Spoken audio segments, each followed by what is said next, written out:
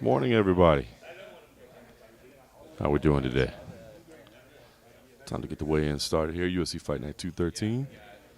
Brendan Fitzgerald is in the house. He'll be handling the MC duties. Looks like everybody's getting lined up. Nick Bernard calling for a fight of the year. I like that. It's a good main event. It's the only problem. It feels like it's this way every time, right? You get a big, massive pay-per-view, and then the next week you have a fight night, and it's a good fight night, but how can it stand up to the big pay-per-view, right? So I don't know what that balance is. I don't know how you get over that. I mean, it's going to feel like a little bit of a letdown no matter what, but it's not. I mean, this is a huge fight. I do think, too, and this is one of my things, when the stakes aren't immediately clear, like, is it a number one contender fight? Well, no, it's not a number one contender fight because you got other big names, and, of course, also you got the featherweight champ moving up to lightweight. So that makes it always a little bit difficult, but nevertheless, a phenomenal fight. So we're looking forward to it. Appreciate everybody that's here this morning. Scott McCray in the house, as always. Always appreciate your support. Richard Noggin up in here just firing shots right out the bat. And about time to get things started here. See Reed Harris in the house over here. I will stay with him for sure. Whatever the thing will be. I'd like to help him out if I can. He's helped me out a lot. Okay. Nah, Nick, I don't. Did Cold Coffee give a wave on the way back? That is the. Yeah, Nick. No, you're right. I think 281, 282 are going to be fire. Yeah, I think you're right. 280, I thought. I mean, the main event. You know, the top three fights obviously delivered. But yeah. Well, we'll chat later. I see Calvin Kattar already. Morning MP. We'll let these weigh-ins unfold, and then we'll jump back in here and chat a little bit. Appreciate everybody joining us this morning.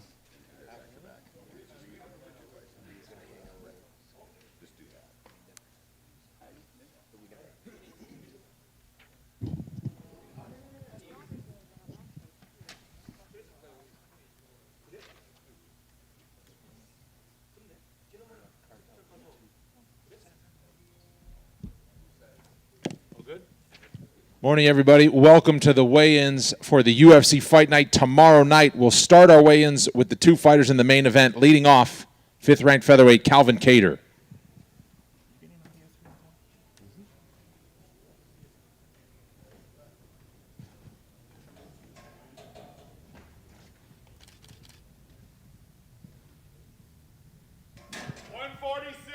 Official weight 146 pounds for Calvin Kattar.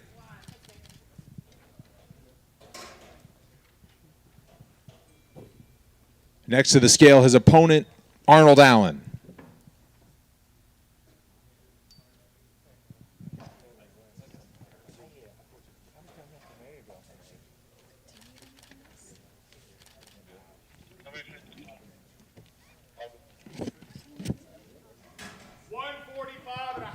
Official weight 145.5 for Arnold Allen.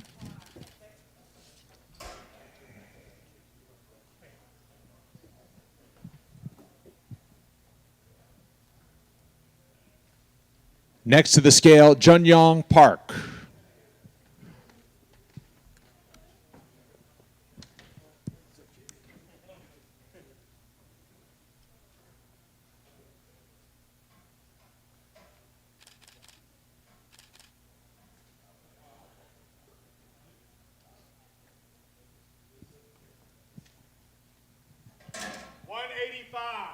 Official weight 185 pounds for Jun-Yong Park.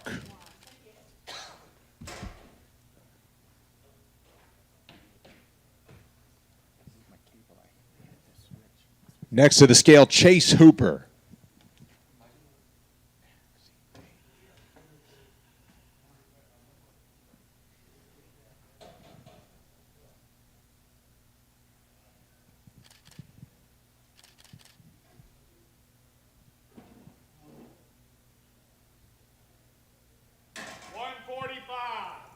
Official weight 145 pounds for Chase Hooper.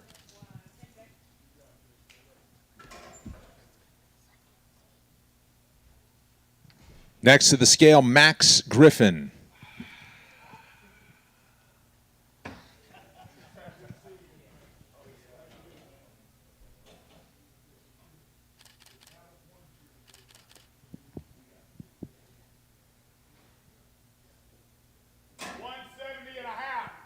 Official weight 170.5 for Max Griffin.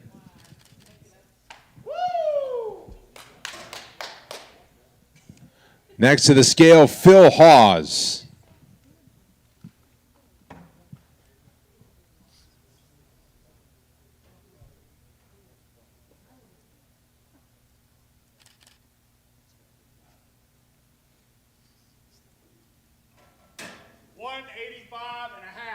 Official weight 185.5 for Phil Hawes.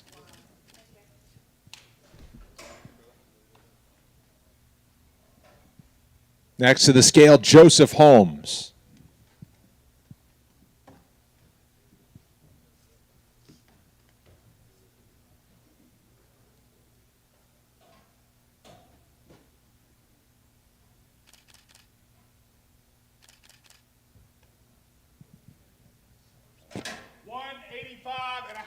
Official weight 185.5 for Joseph Holmes.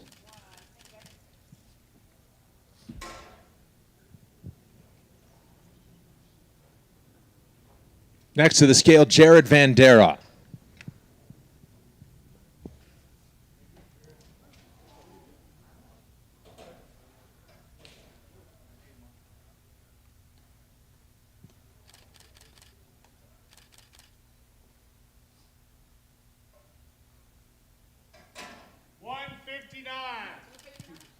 Official weight 259 pounds for Jared Vandera.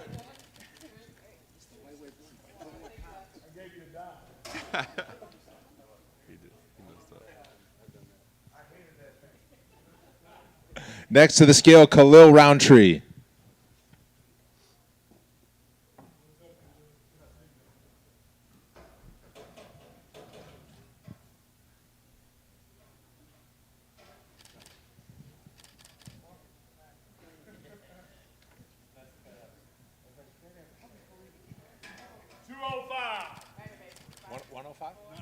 Official weight 205 pounds for Khalil Roundtree.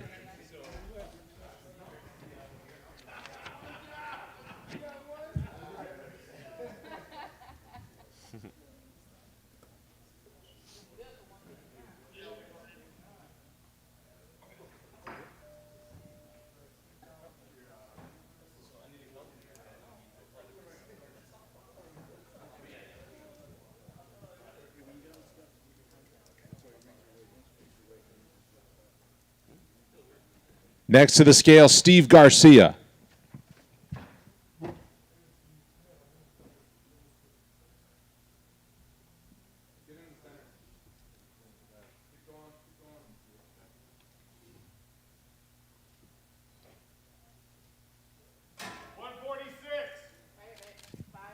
Official weight 146 pounds for Steve Garcia.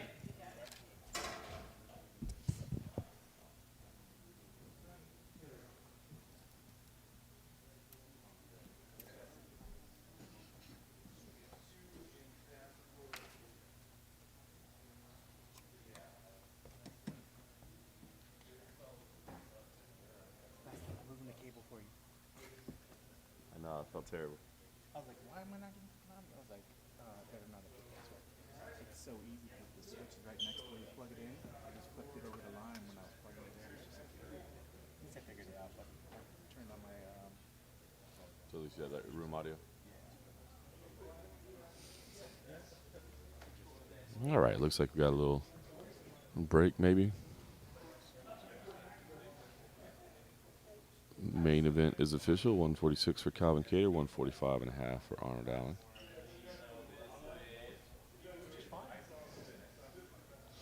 Let's get all caught up. Here we go. Yeah, Nick Bernard looked to be a tough cut for Garcia. You know, I didn't think that he looked unhealthy, but you saw that he kind of stepped on the back of the scale. I don't know if you guys could hear that off camera. The commission was yelling at him, make sure you're on the center of the scale. So, Yeah, Justin Villegas saying the same thing. But he definitely, I mean, I wouldn't imagine that you would normally step on the scale like that, trying to be on the edge of it, unless you were really concerned that you weren't on weight. So, interesting. Young Spicy saying the same thing. Tyler Bernstein, Bones Jones, the heavyweight, scary. I'm hoping we get to see it. You know, I heard that they were trying to get it done for December. You know, they've come out obviously and announced that Urian Glover's the main event. I mean, listen, you could always come back in and add it. You know, like, excuse me, you could always still add it. You know, people say, well, you know, that proves that John Jones isn't going to be on December. I think it's still possible, right? Like, you could come back and add that as the main event. I mean, it doesn't change anything for Urian Glover. They're still getting ready for a 5-round fight, so it's possible. But it does seem less likely now that they've announced the event, right? But good observation. Good observation. Excuse me. Let's scroll up a little bit. Oh. Exactly right. You see that young Morgan MMA weighing in. Yeah, Oscar, that's my understanding, is it's all about contractual stuff, unfortunately. If they announce it at 281, I'd agree with you there. You know what's interesting is, my understanding is they want to have a 282 press conference, or at least a 282 media day in New York as well. So how amazing would that be if that was like a surprise announcement, huh?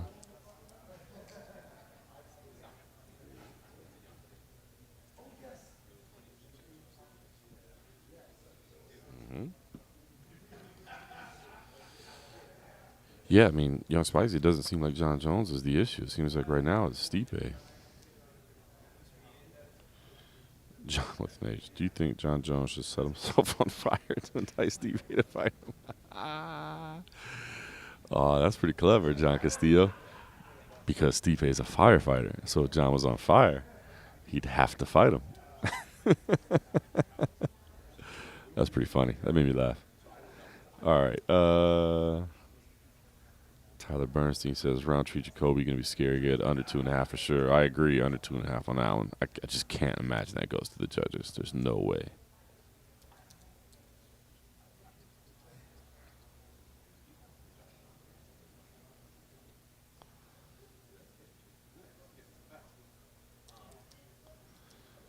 Yeah, Richard Noggin, I agree. Chase Hoover's starting to look. I remember how young he was when he stepped in, right?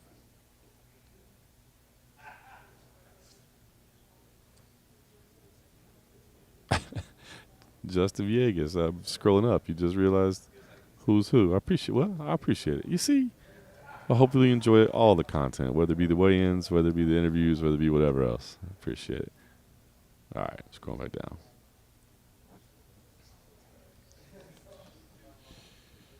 Yeah, Nick, I agree. January Brazil, February Australia, March. Ooh, no, I heard March.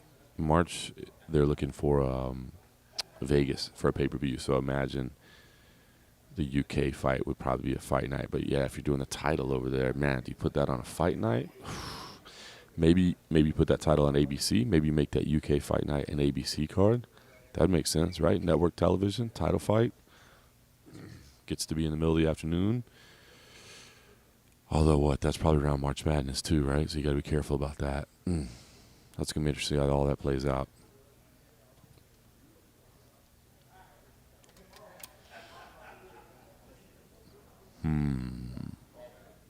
I'm guessing ABC.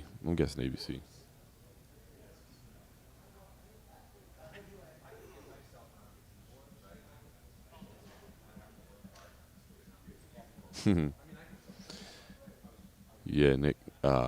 Connor first quarter next year. I mean, considering he hasn't been tested yet,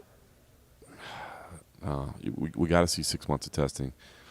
If you've been listening to the MMA Rose show, you know that we've been talking about that. It was pretty clear for a while that Connor wasn't in the program. Dana kind of half confirmed it the other day, and then I guess USADA confirmed it behind it. But it was pretty clear for a while The reason Connor hadn't been tested is that he wasn't in the program. There's no way he was just going to be missed. So what we need at this point before he fights again is 6 months of testing. So until you see that first test show up, first quarter just seems impossible to me. Then you start looking at what, like International Fight Week maybe?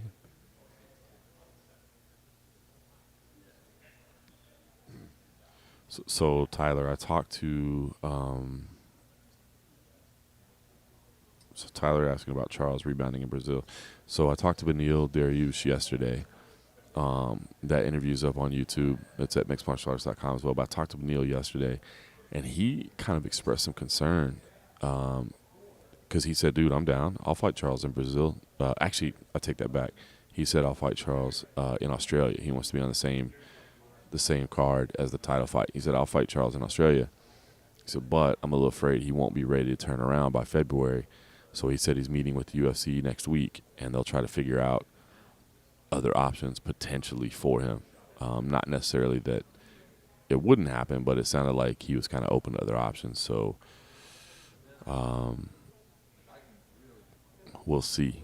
The way he said it made me think that he's heard something that Charles isn't gonna that Charles is gonna want to take some time off. So we'll see. Cody Merrow in the house. What's going on? I saw someone else. Oh, Nick, yeah, what about pay-per-view points? Wouldn't ESPN want that to be a pay-per-view? So what we're talking about there is Edwards and Usman 3, of course. So in situations where they take champions and they pull them off and put them on network television, that is a discussion that you have to have. You got to figure out money. Normally you can negotiate and say, well, let's do an assumed pay-per-view buy, and let's go with that and guarantee. So you can work that around. You got to figure out the money. Now, the question of wouldn't ESPN want that to be a pay-per-view? That's a good question, right? Because Leon Edwards, consistently kind of viewed as a guy that wasn't the most popular, that wasn't the most marketable. So, now there's a trilogy fight, now that it's, the rematch of, the spectacular upset, does that change things? Maybe. But again, network television isn't bad. Network television is a bad place to make sure people know that you have a pay-per-view product as well.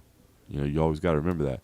Sometimes you look at that as kind of a loss leader and an investment, right? Like, hey, it's okay for me to take a loss here because I'm going to, use it as essentially marketing, right? I mean, I think that's the way the UFC and ESPN and all that look at the network television shows is this is an opportunity to show people the product. So, all right. Jeff Mullen is back.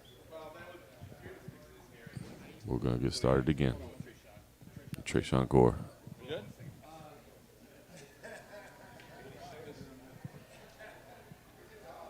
Next to the scale, Trayshawn Gore.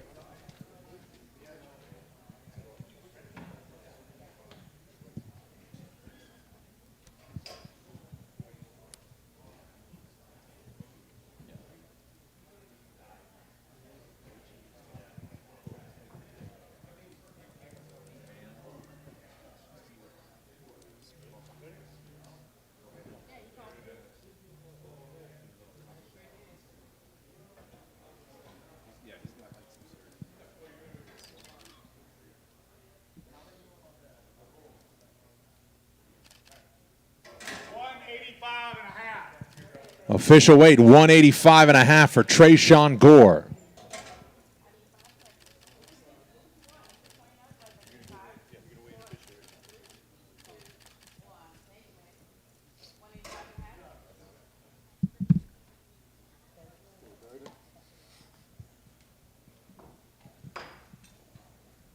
Next to the scale, Cody Durden.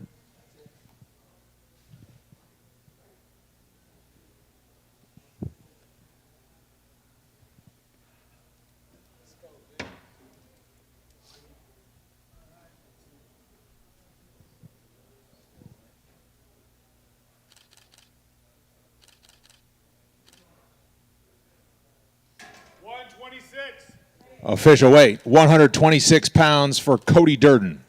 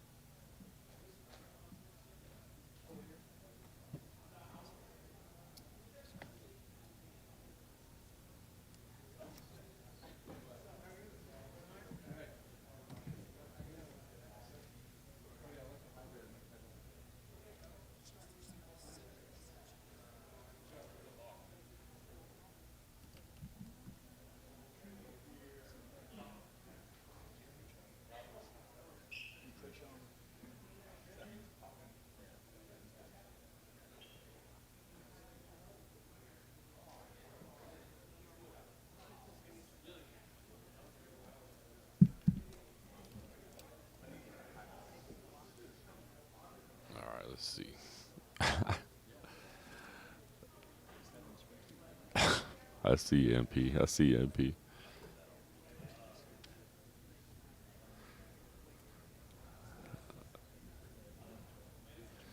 Nah. Yeah, I kind of agree. Jones versus Blades. I haven't heard any discussion. That one doesn't move me. And if you're John Jones, you're not going to go to heavyweight for Curtis Blades. You're going, and that's obviously no disrespect to Curtis Blades, obviously a top competitor. But if you're going up to heavyweight, if you're considered one of the greatest of all time in John Jones, you're either fighting Francis Ngannou for the title, or you're fighting Stipe Miocic, who, has the heavyweight records, so that you can kind of steal some of that.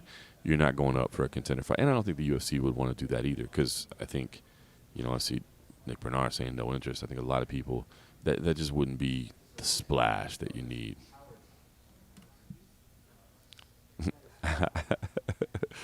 Cody Merrill just saw that one above, right? That one cracked me up. Winner out for Trishan Gore. John, man. Probably. It probably is, to be honest with you. But, man, I hope you guys checked out his media day. I like Trishan Gore a lot, man. This dude just wears his heart on his sleeve, man.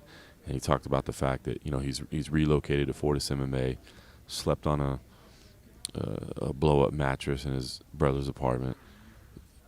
Mother just had her foot amputated. I mean, just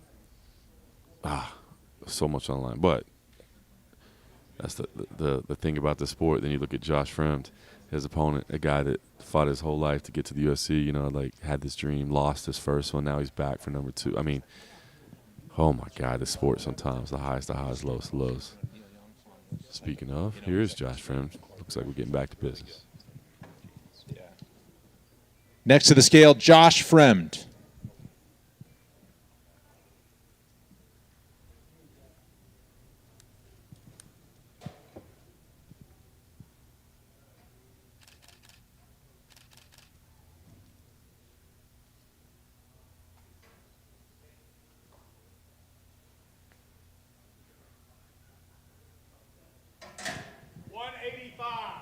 Official weight, 185 pounds for Josh Fremd.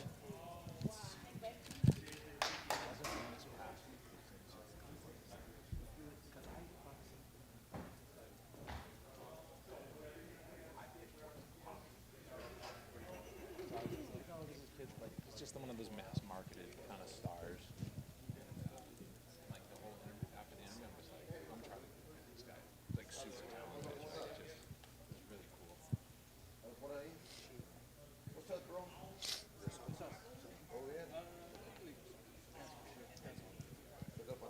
Next to the scale, Waldo Cortez Acosta.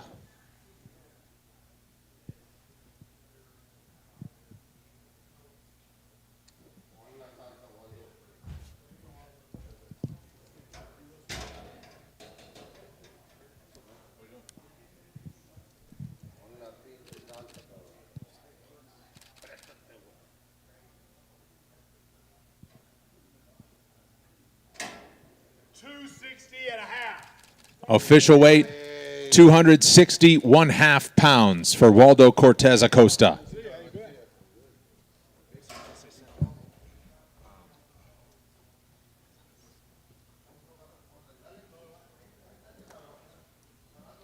Sounded every bit the heavyweight walking up there. Stop it, bro. I was like, is he doing that on purpose?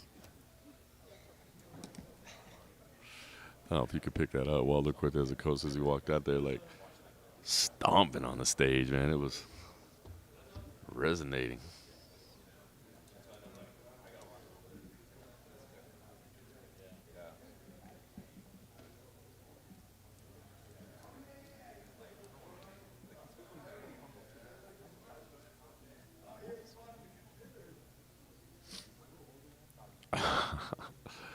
Yeah, brick house, absolute tank of a human.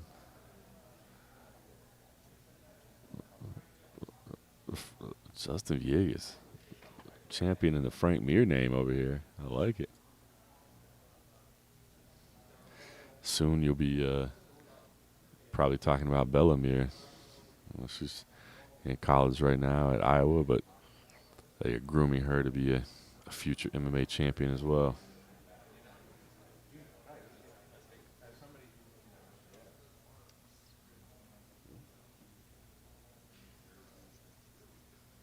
right, scrolling back up a little bit.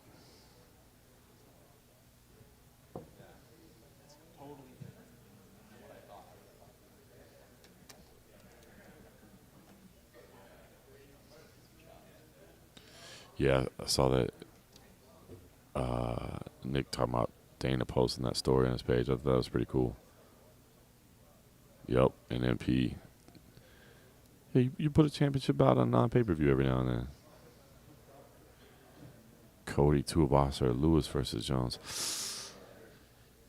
Yeah, I mean, look, I agree from our perspective, right? But from John Jones' perspective, like, it's John Jones. And again, no disrespect to Tuivasa or Lewis, but this is John Jones, right? John Jones is George St. Pierre, is Anderson Silva, is, the elite of the elite.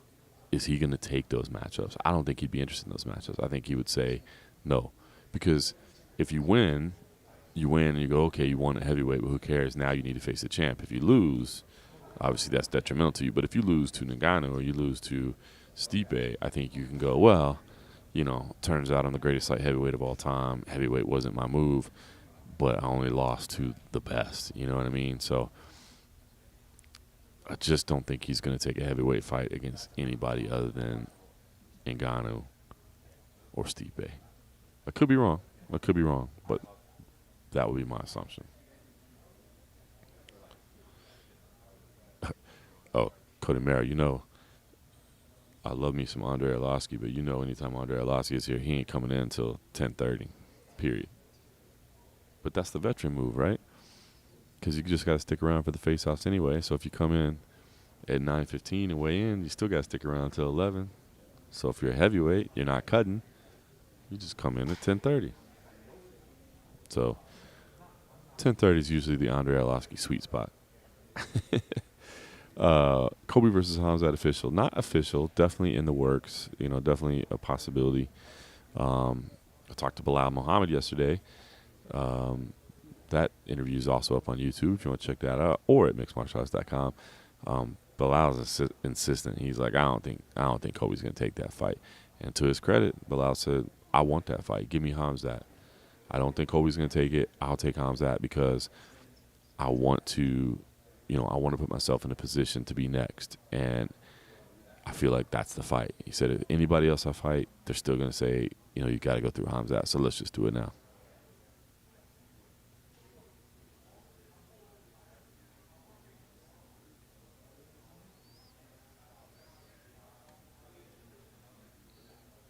Dylan. Yeah, if O'Malley's not ready, you got to go Cheeto. Actually, I did so I'm part of the rankings panel. I did not have Sean O'Malley as number one in mine. I actually had Merab as number one, which of course they're not going to fight. So I had Merab as number one. I had Cheeto as number two, and then I had O'Malley as three, if I remember correctly. I'm not sure I'm remembering that right.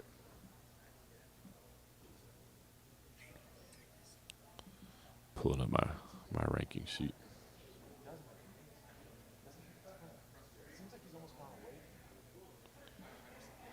Yeah, correct. So my rankings was Merab 1, Cheeto 2, O'Malley 3, Jan 4, Dillashaw 5, Sandhagen 6. That was mine. So, yeah, but even with O'Malley at number 3, you kind of would understand why they would go with him next for the title shot. But if he's not ready, yeah, I think you go Cheeto. Yeah, Dylan, I saw that. So the thing that Jan once traded, that all came from a DC clip on his show. I just don't see the UFC doing that. I don't see the UFC doing that. That was such a unique position and time and situation. I do not believe that precedent has been set that that's something we'll see happen frequently.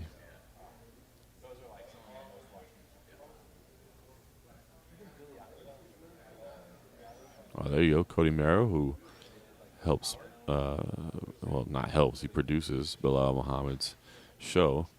He said he's going to weigh in regardless. Yeah, that's awesome. So I talked to him yesterday, and he told me that he wanted to be on that card, and he wanted to be the backup. real similar. I mean, a similar situation to what Beneil Dariush said. He wants to be on the card as a backup, or to be there for the lightweight. But Cody Merrow saying he'll just go weigh in regardless. To be honest, I love that. I love that. Now, I think it's tough to be preparing for, I'm simultaneously preparing for Leon Edwards and Kamaru Usman. That's a challenge. That's what I don't love about that backup spot is, so you're simultaneously preparing for two opponents. How do you do that? But I love,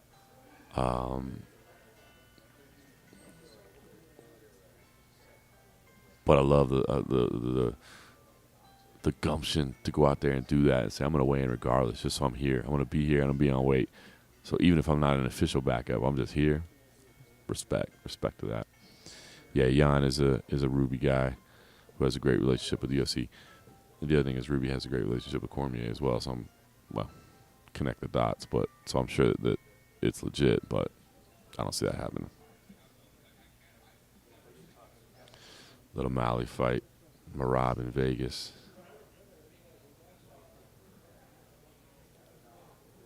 I don't think they'll put O'Malley and Merab together. And I don't think you put O'Malley and Merab together because while Aljamain is champion. Because if you can make a title fight with Sean O'Malley, you do it. Versus a number one contender fight, and then if Merab beats O'Malley, what? Because we know Merab's not going to fight Aljamain. So I don't think you put Merab and O'Malley together as long as Aljamain is still champion. If Aljamain moves up a division or something like that, then you could put that fight together. But as long as they're still in the same weight class, I don't think you put that together.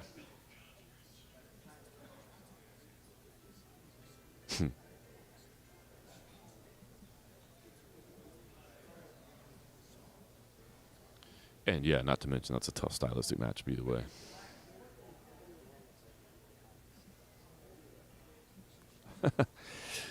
Justin, that's hardcore the way you say it, but it's definitely true. I mean, the UFC brand is always going to feel that, like, if you're, holding out or whatever, like, we can move on without you. And they can.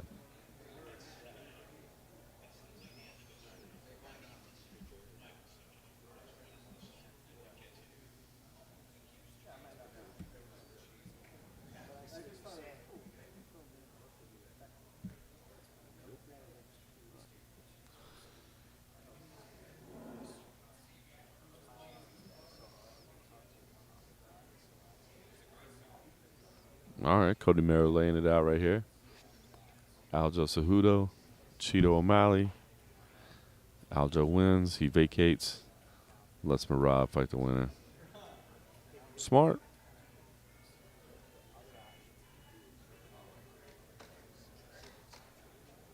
I didn't even know you could request verification. How do you help doing that? I didn't even know you could get verified on YouTube. You get verified? Oh, Twitter. Oh, okay. I got an assistant in the house today.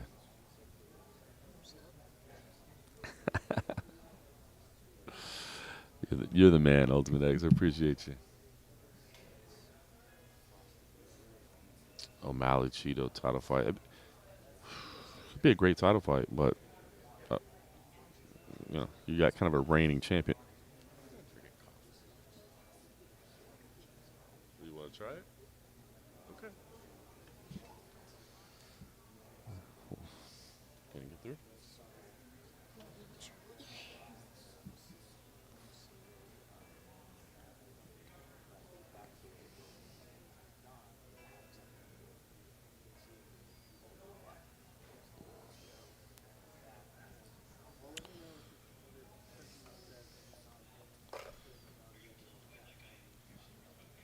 Wow. Cody Merrow, Islam, number one pound for pound. I did not put him number one pound for pound in mine. Actually,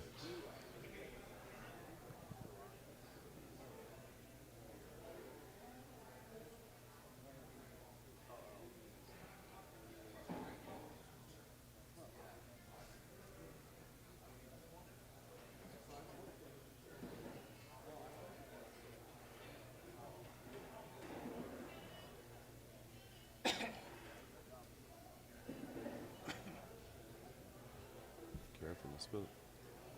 Yeah, keep it away from your computer.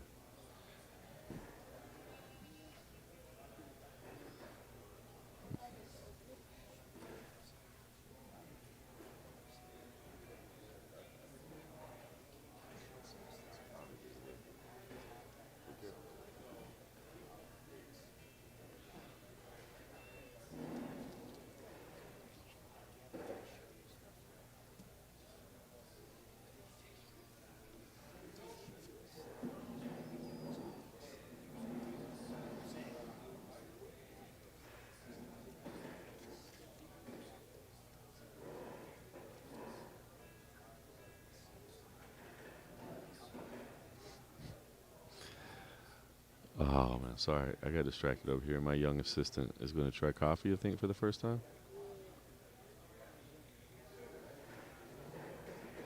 Would you put 1 packet of sugar in there? 2 packets of sugar. I just drink mine black.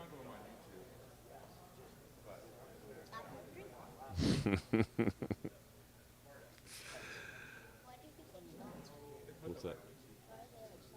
So the fighters they can come in any time during the 2 hours. So it's just based on if there's anybody here or not.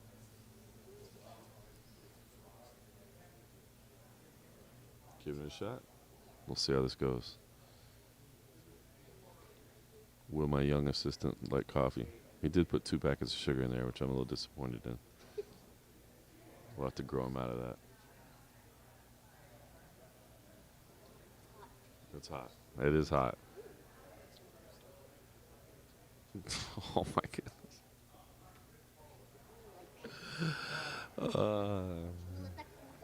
All right, just be careful. Keep it away from your computer, okay? So you don't, because if you spill it, it's just like what I did to my old computer. Actually, I didn't spill coffee on my old computer. Somebody else spilled it. No, I wasn't. It was another guy. He's not here today. It was another journalist. Hot coffee sucks. Cody Merrow knows what's up. It's all about the cold coffee. That's Kenny's nickname. It's cold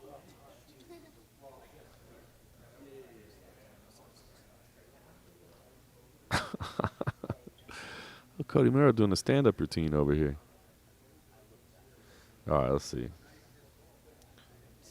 5 times 115.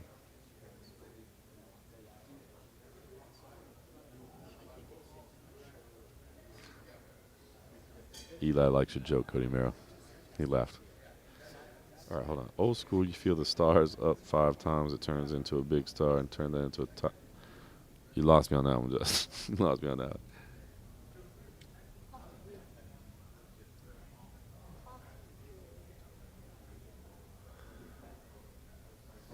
A little stevia, a little creamer. Oh, man.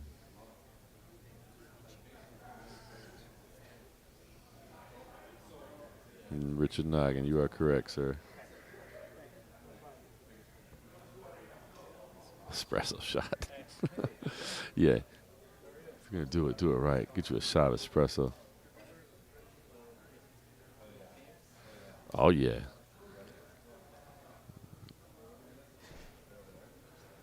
Tim Hortons is solid.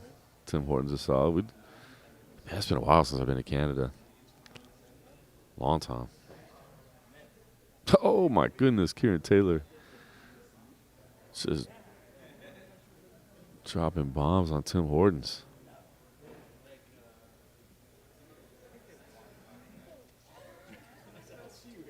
I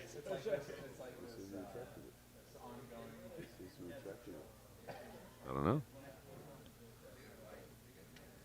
What? Oscar Lar. That means they must be throwing some sugar in there.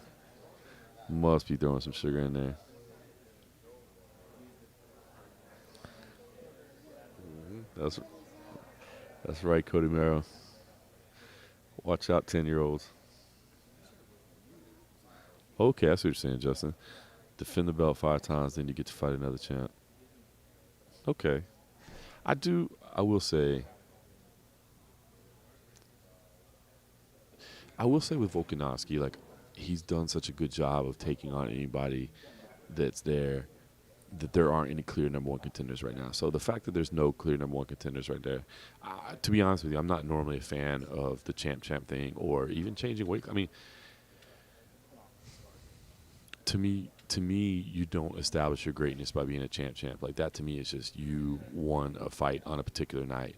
Like, to me, you establish your greatness by dominating a division, by beating every contender. Okay, no more. Yeah. At some point, you too much sugar, you're just drinking a soda. You know what I mean? So usually,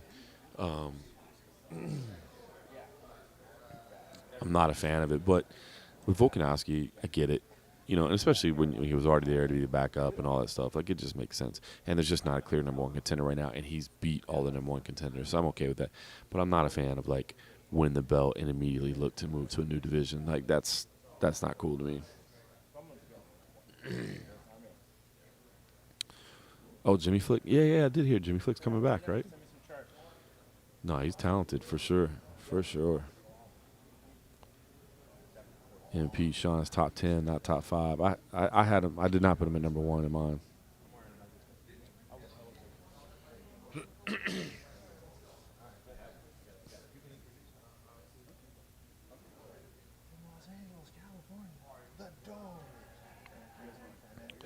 I agree, Kieran. I'm not a fan of the championship era.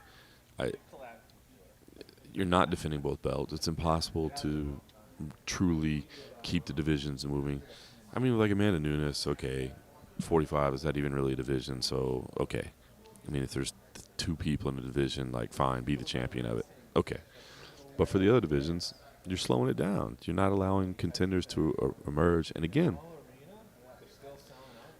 I don't think that you're showing dominance unless you're beating the contenders consistently. Like, beat everybody in the division. Like, I love that. Like, Demetrius Johnson, you know, you look at number 1 through 10 on the contender list and he beat them all.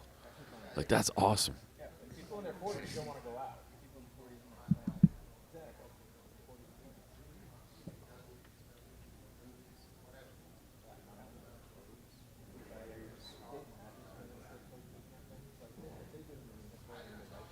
Yeah, I guess for the actual task at hand, Calvin Kattar and Arnold Allen were the first ones on the scale. They weighed in already. Still waiting on Tim Means, Dustin Jacoby, Roman Dolidze, Carlos Mota, Christian Rodriguez, and then, of course, the 2 heavyweights, Andre Arlovski, Marcos Rogero de Lima. Thank you, sir. Perfect. Could have just wrote the weights right next to their name on the battle sheet, but I appreciate what you did. Thank you, sir. My young assistant is keeping track of the weights as well. The over-under on Andre Arlovski is always 10:30. Andre's a veteran of the game. He usually comes in around 10:30. But I see Jeff Mullen coming back, so we're getting back to action.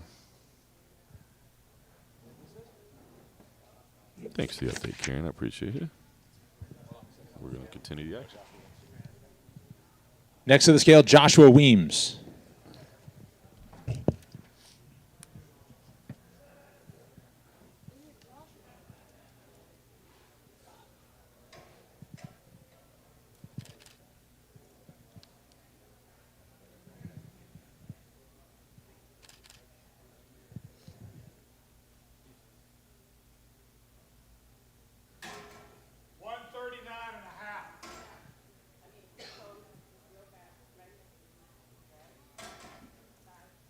Official weight 139.5 for Joshua Weems.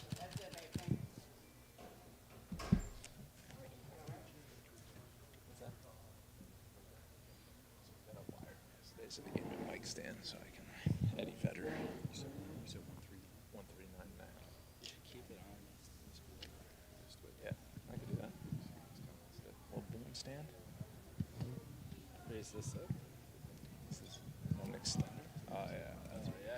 That's what then it fits my acoustic guitar right here. I just need my picks. Yeah, that didn't look great. If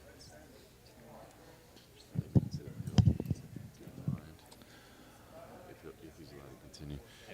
I'm looking off to the side here. Josh Williams went and sat down. He's talking to the commission right now.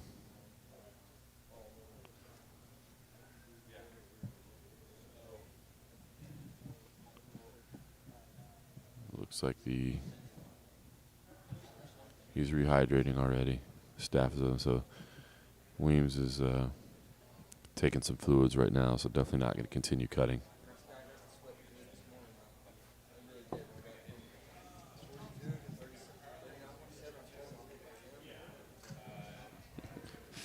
Chrissy J.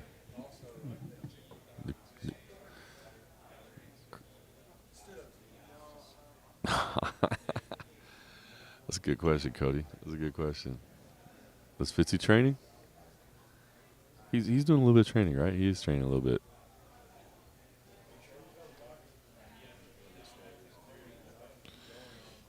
Yeah. He looks okay. I can see him from where I'm sitting right now. Weems looks okay. He's talking and not hurting, but he is already taking fluids. Good job.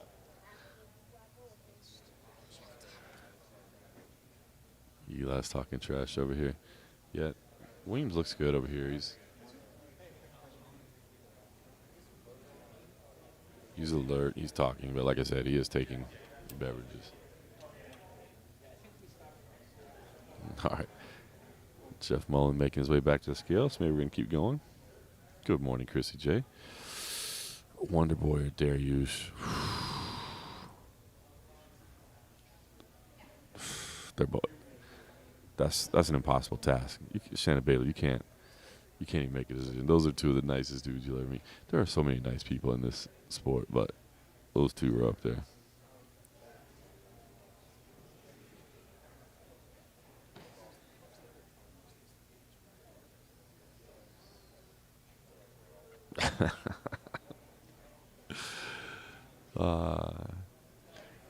PBR at night, coffee in the morning. It's a way of life.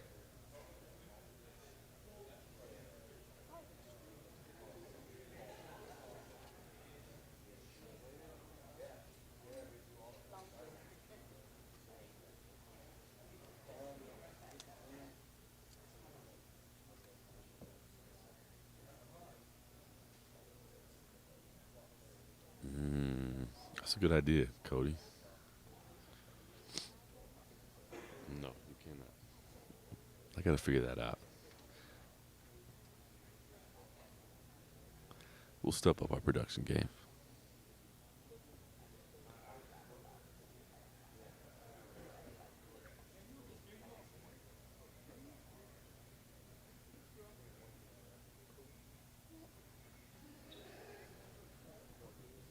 All right, Weems has walked to the back now, so he is with the doctors. Sure, we'll get a ruling on that soon. He looked okay. I agree with everybody that said he didn't look great on the scale. He looked okay once he sat down and started taking some liquids. So fingers crossed that we still get a fight there.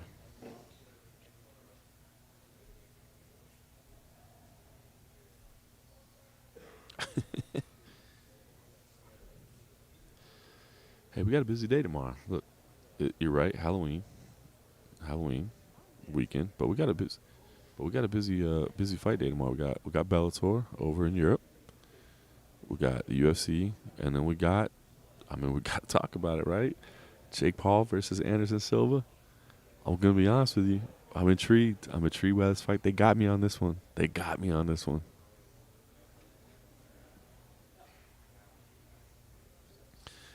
Oscar, the hotel from the Apex, they used to all be at one hotel. Now they're kind of spreading them out a little bit. I don't know where everybody's at this week. It's not that far.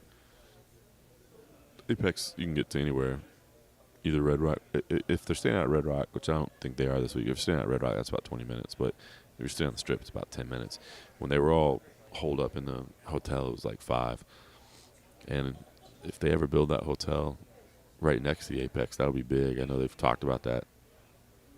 I think it's a brilliant idea, especially if they build the hotel with like fighter-specific needs. Like, how cool would it be if the fighter hotel that they've talked about building, or the hotel, but if you had like 2 floors of it or something, a red corner floor and a blue corner floor, and then inside the rooms you had a sauna, you had mat space even, because if you're building it, you're not worried about square footage. I mean, how cool would that be if you had like a training facility or a training area like right in your room, plus a sauna and all that. So it'd be cool.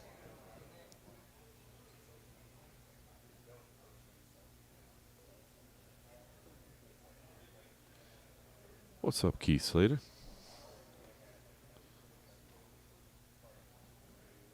Appreciate you.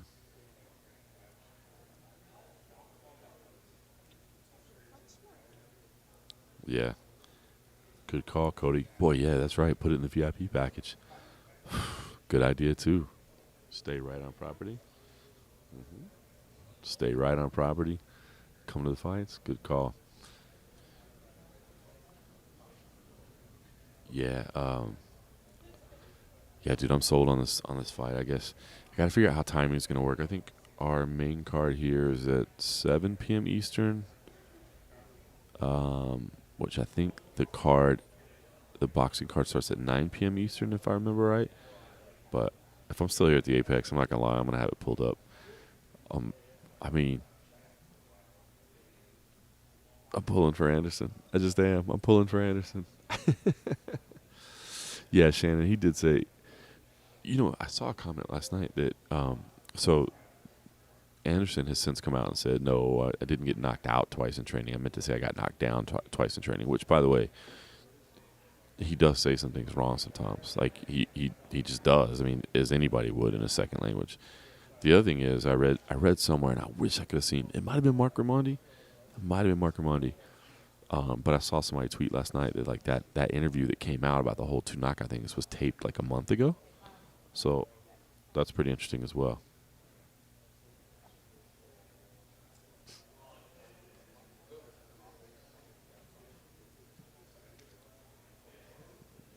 What's KD?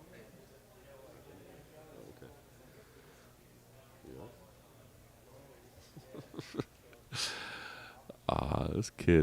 This kid on the chat.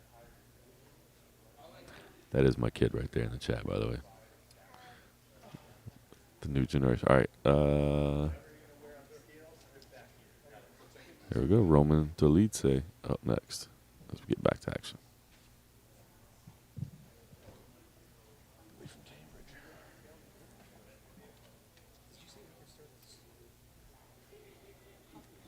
Same way that I do. Yeah, with 3 things of sugar in it. He does.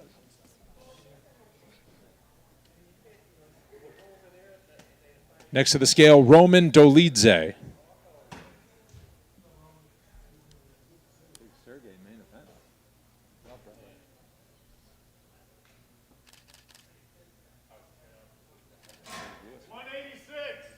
Official weight 186 pounds for Roman Dolidze.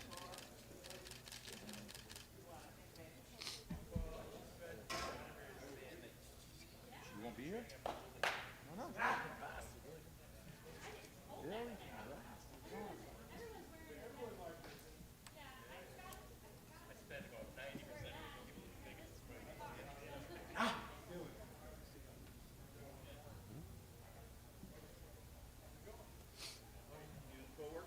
Got a new one. It's crazy, right? Time flies, man. As you well know. Heck yeah. Well, I'm just doing editing video, doing everything. Yeah.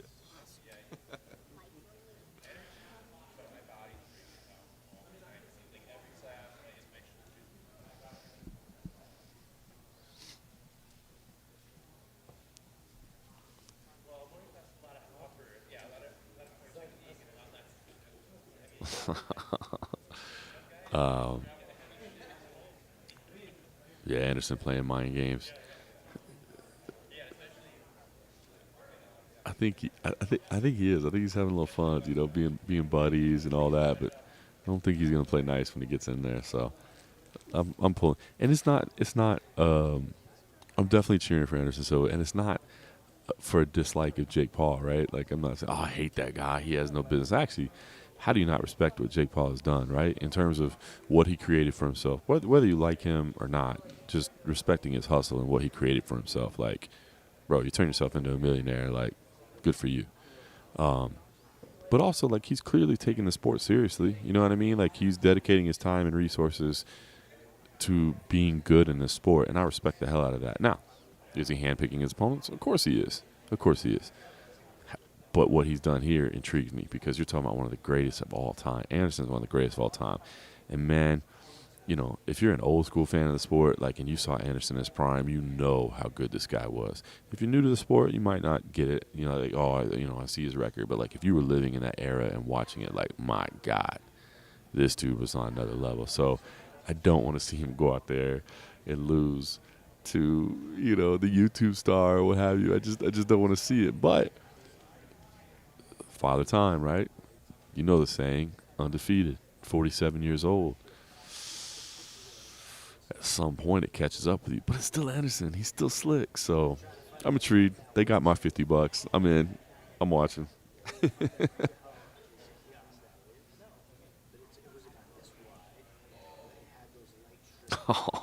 Cody Merrill. That's funny. Uh,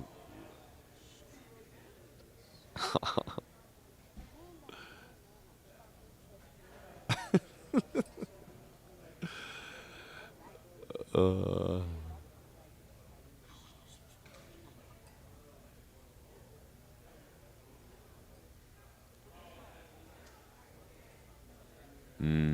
you might be right, Cody. You might be right. Jake by decision. Even that'll hurt.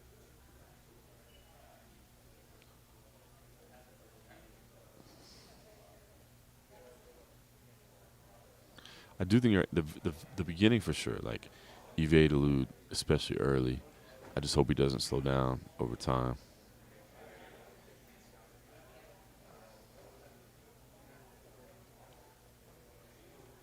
Darren Till versus Dricus Duplessis.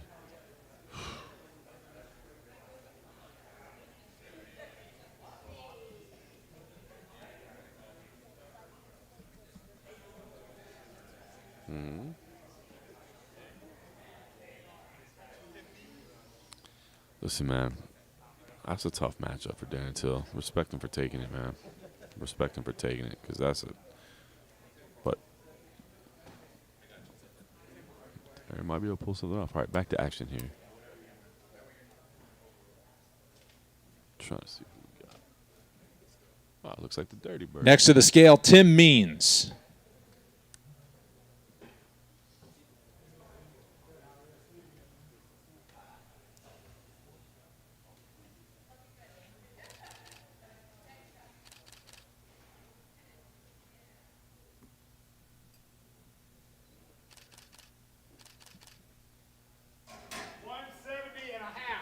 Official weight 170.5 for Tim Means.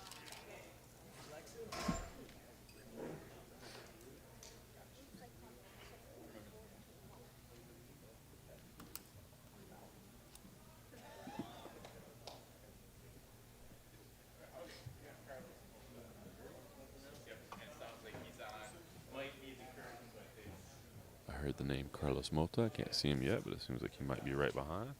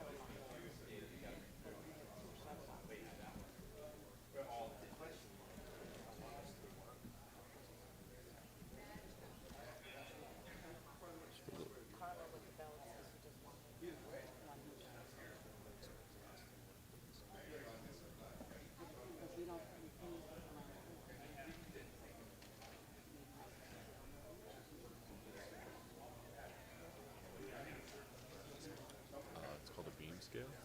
So they try to get that part in there. That's your weight. All right, back to action. I believe it's Carlos Mota next.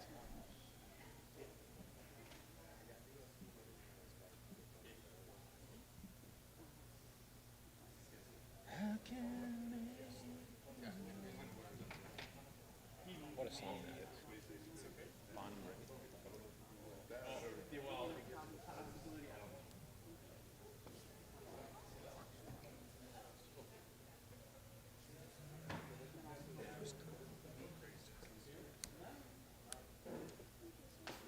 Next to the scale, Carlos Mota.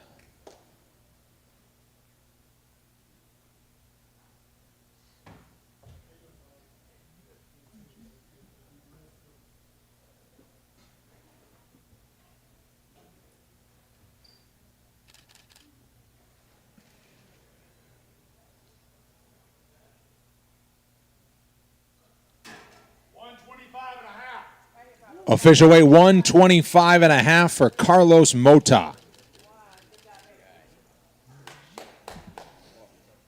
Yes. Yes, sir.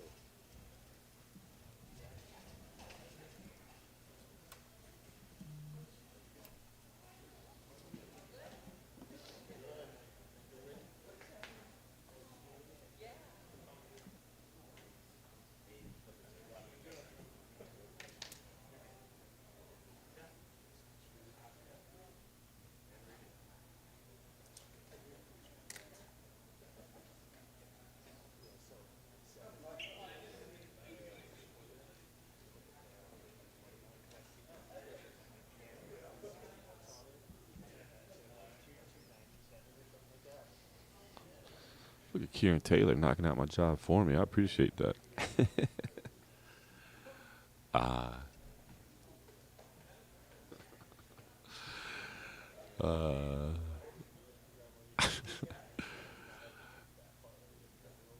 On hell, I thought the same thing, dude. I'm not gonna lie. I thought the same thing.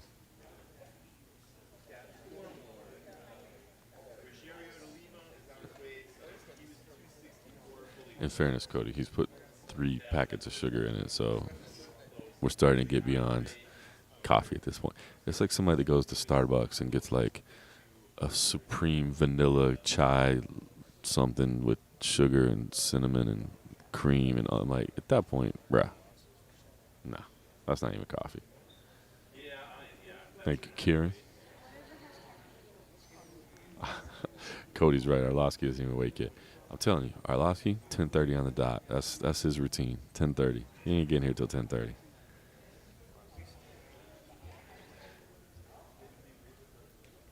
By the way, I like the I like the breakdown, Cody.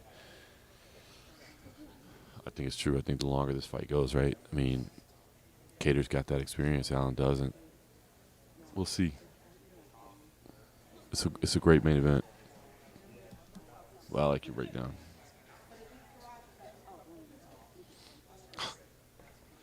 See, Young Spicy telling them it's basically a soda at this point.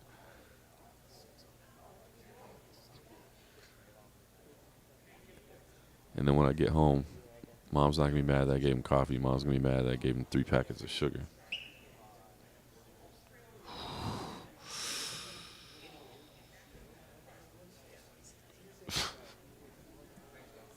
That's a good question, Oscar. If Arnold finishes him, would he be in line for?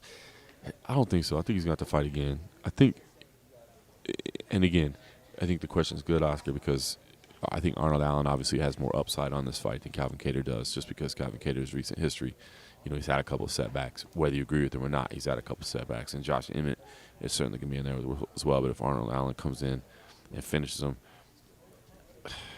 I mean, you still got to get through Emmett, right? And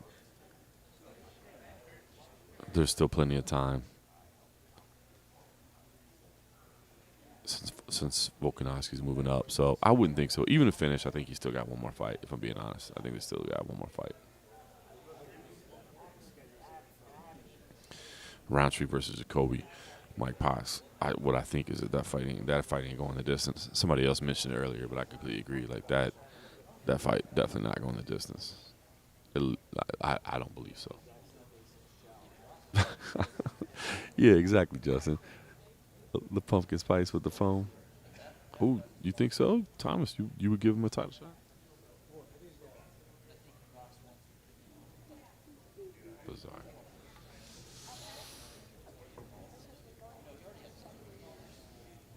There you go, Cody. Interim title shot in London. I can see that, and that would make sense, right? You'd have the easy justification. Well, Volkanovski's fighting for the title. Although by that time he already would have fought. So maybe you can't do interim.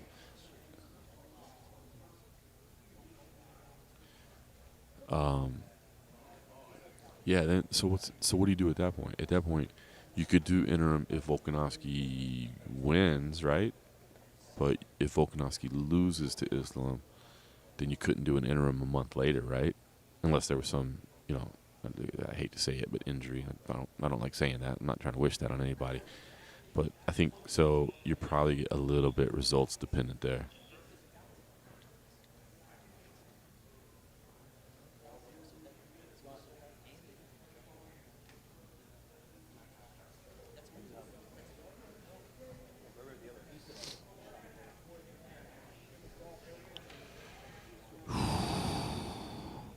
Kieran Taylor, Pereira versus Izzy, man. Oh my goodness, what a fight that is! And you're right, Wiley and Carla. I mean, that's not getting any talk at all, but understandably so. Pereira and Izzy is soaking up all the energy, and Poirier Chandler is going to be. I mean, that card is insane. That card is insane.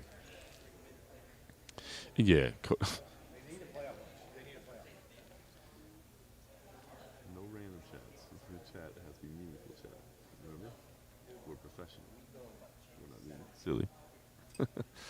Yeah, Emmett versus Allen would make sense.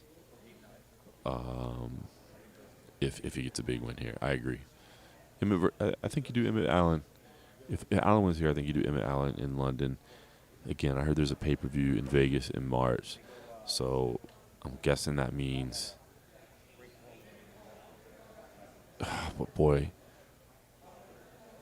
so I'm guessing it's a fight night. I'm guessing it's ABC.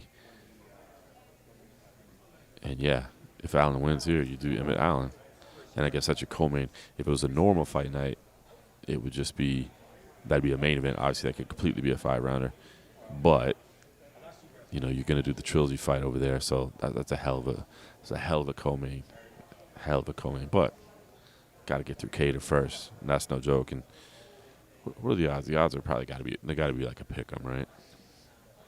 Pulling it up right now.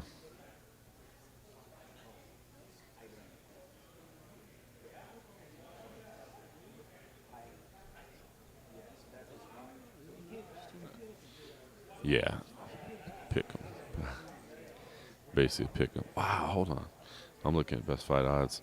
So Allen started as a plus 150 and got bet down to the favorite. I mean, it's a pick 'em, but he's a slight favorite in there. Wow,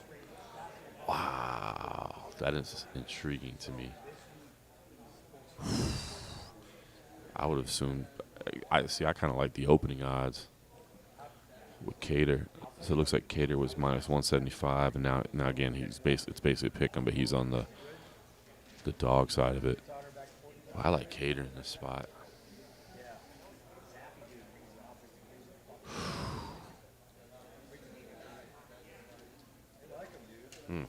Makes it even more interesting. What's good, Cali Gold? Good to see you. Yeah, Zhang Weili, Carlos Esparza, a great fight there. Yeah. Cody, you could slap an interim on anything, that's for sure. Nick, you could do 2 pay-per-views in March, but that's a lot to ask. That's a lot to ask of your consumers.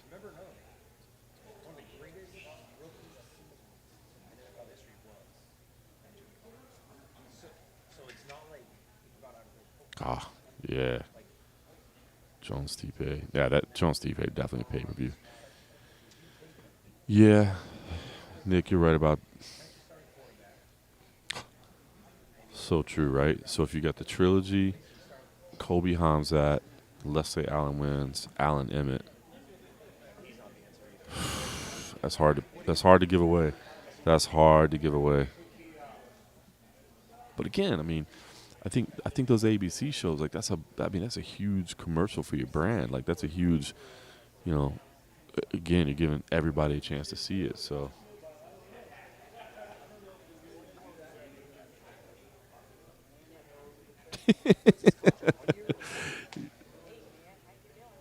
Cody, you're right. She did actually look back at me.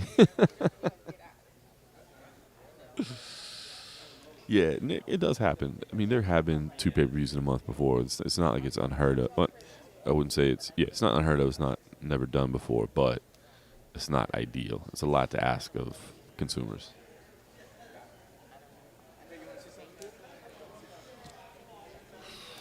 All right. Good question. All right, Arnold Allen. We're gonna assume he fights in London. If he wins, I'm doing Emmett. If he wins, I'm definitely doing Emmett. If he loses, and we got to put him on London.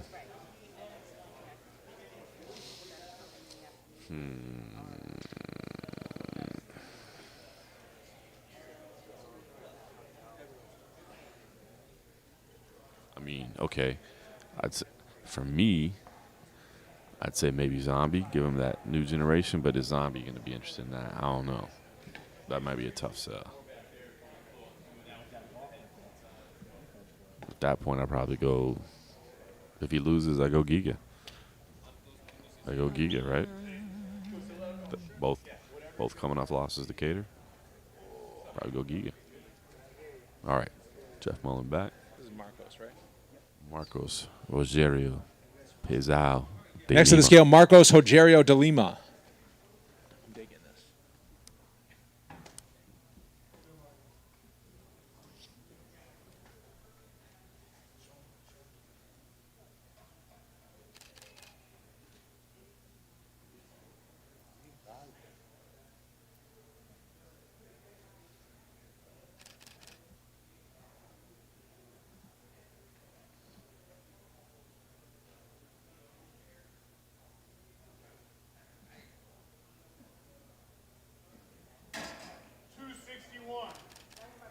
Official weight 261 pounds for Marcos Rogerio de Lima.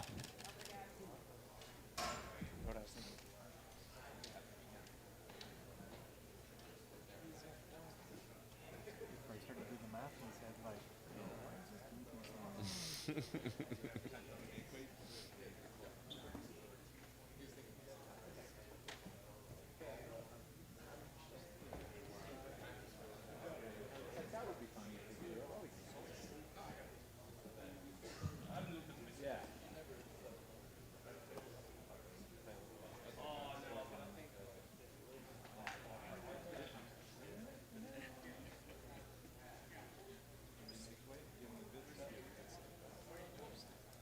So then you play like an EF half step type, you know.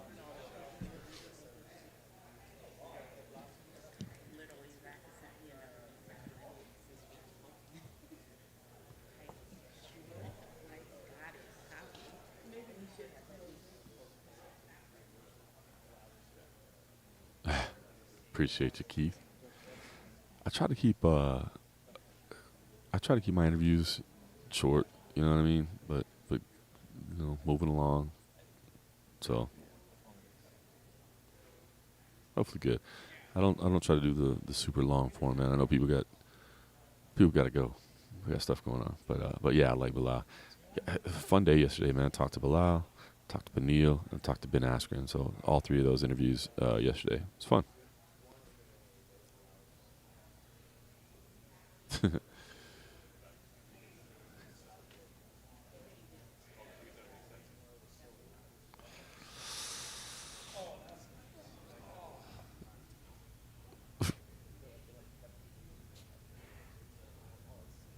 What did I say earlier?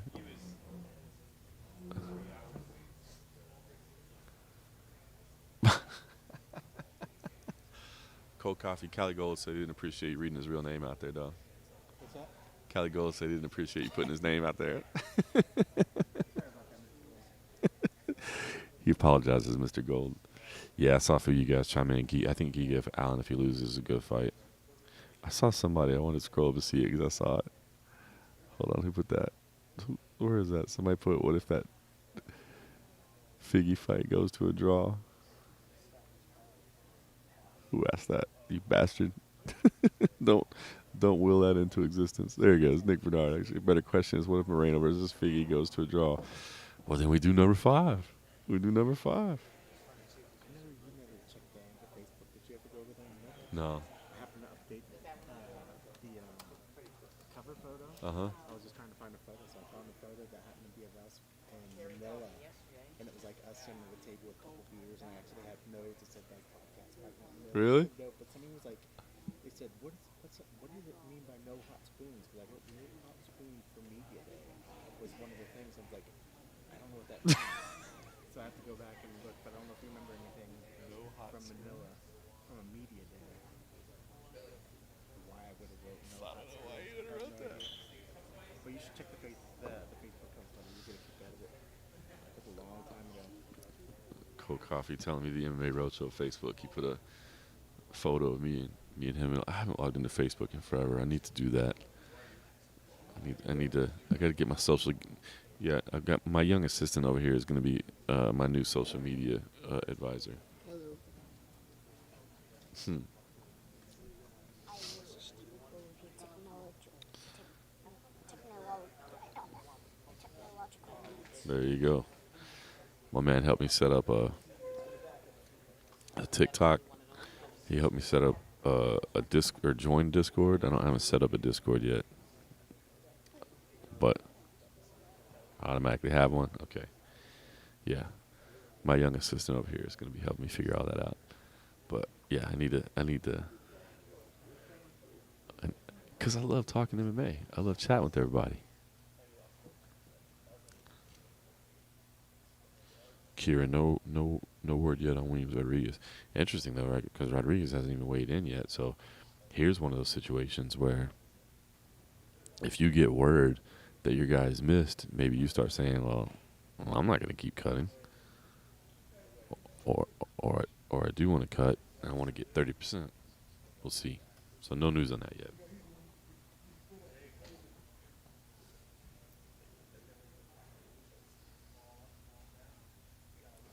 Scrolling up a little bit, Cody. People sleeping up ahead. I think he's a super live dog. He's definitely a super live dog.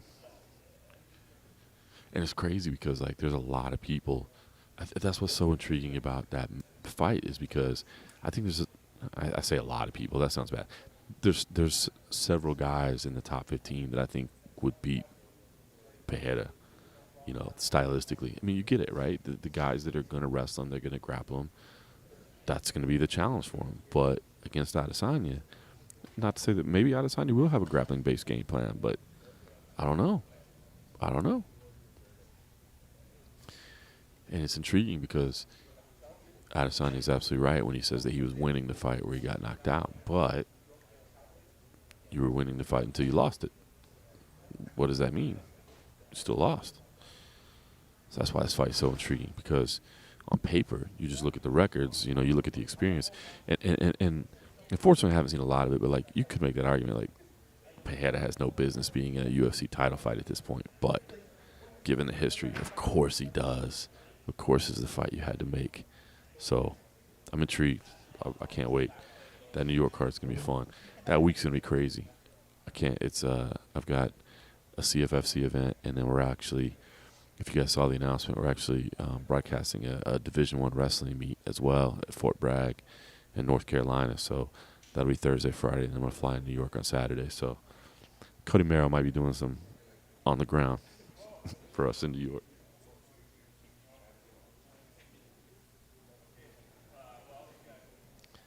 Oh yeah, Nick, that division, you're gonna have so many people with their hands in the air if Pereira wins.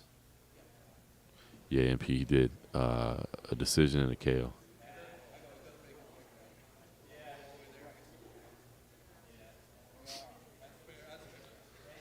You just asked me.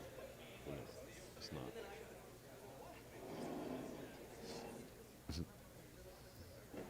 Oh, Richard Naga, nice. I don't know if I'm looking forward to it. It'll be cool. It's kind of so it's going to be in is it Pope Airfield? I believe is the venue. Cold Coffee is Pope Airfield, right? Pope. It's I think they more go by Fort Bragg, but Pope Airfield Is the part of Bragg? Yeah, Yeah. because I think they were by special allowance because they were going to close Pope. They joined it as part of Fort Bragg. Put it under Bragg. There you go. Fort Bragg as well. So yeah, Fort Bragg, Pope Airfield at Fort Bragg. So I'm looking forward to it. We did a CFFC fight for the troops one time before, and it was super cool. Like having the military there.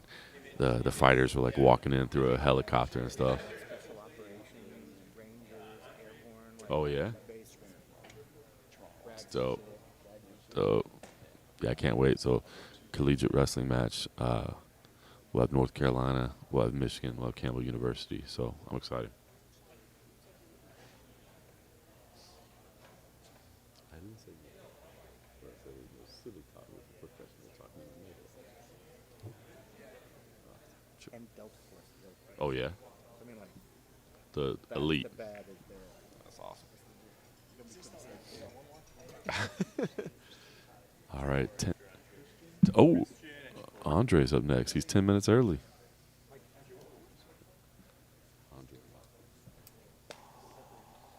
The legends.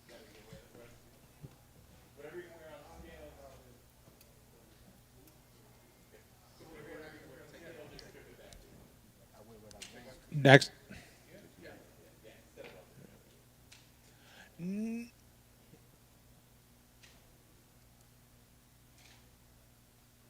Next to the scale, Andre Arlovsky.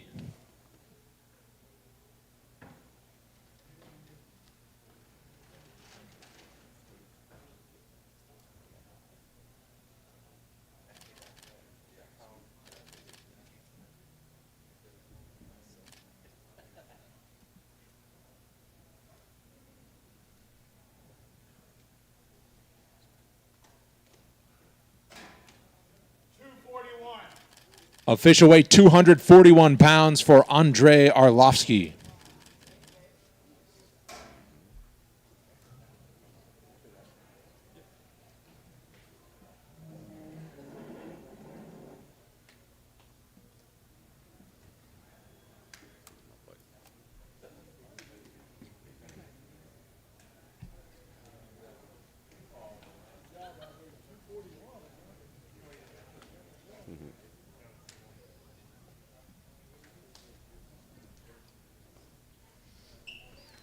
Oh, Abs talks in the house. Look at the whole family's here. I love it. I love it. Yeah. That's it. Yeah, two more. Takes us down to two at this point. Christian Rodriguez and Dustin Jacoby. No word yet on Josh Williams, but of course, part of that will have to do with where Christian Rodriguez comes in at. And obviously, if he was medically cleared. Like I said, he looked okay. Missed weight, 139.5, but seemed to be okay once he was over there. So.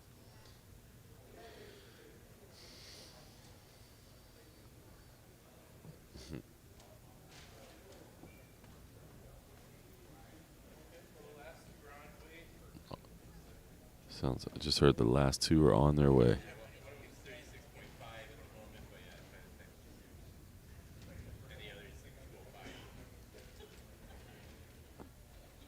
Interesting. So, completely eavesdropping on a conversation I wasn't meant to hear, but it's. He's just saying it out loud, right? Okay.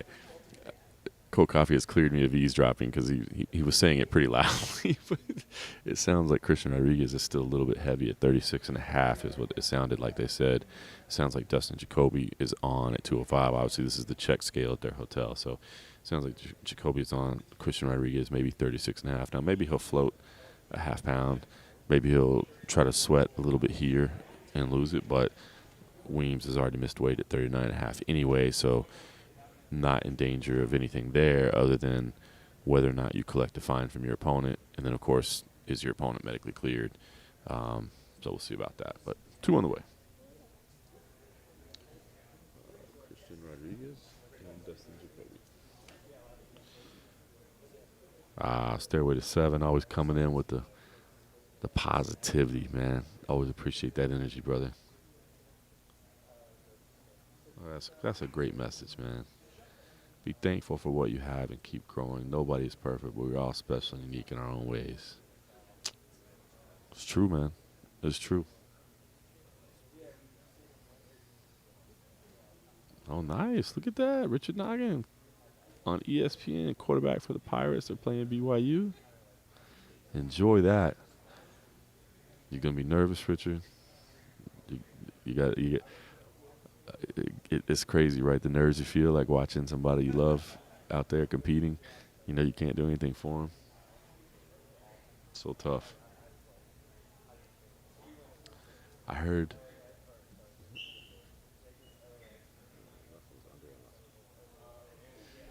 Um, every game, yo. Every game. And my mom messaged me last night that the high school I went to is playing their rival, DeSoto and Duncanville in Dallas. They're playing on YouTube. I guess our local news channel, WFAA, which is channel 8 in Dallas. I guess they're airing the game on YouTube. So high school football on a local news channel's YouTube page. Crazy how stuff's evolving, huh?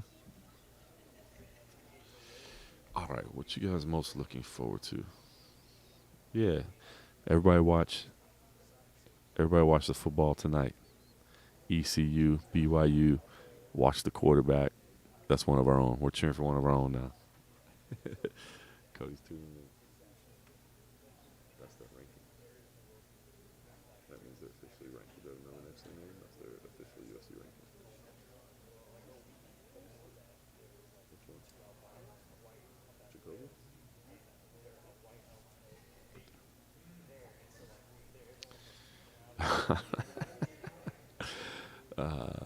Ooh, if I can make a matchup, what are you most looking forward to? I mean, right now, dude, I'll be honest with you, that Behead Adesanya has got me all kinds of intrigued. So that's the fight I'm most looking forward to right now. In the NFL next year. That's what's up. Yeah, that's the one I'm most looking forward to right now.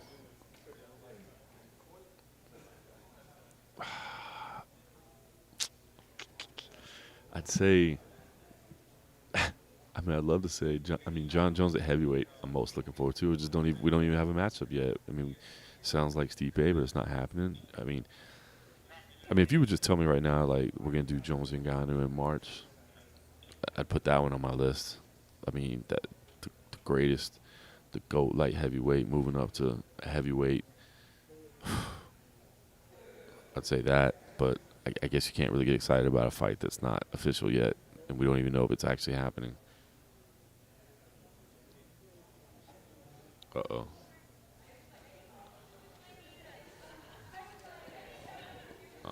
I'll boo him. Boom.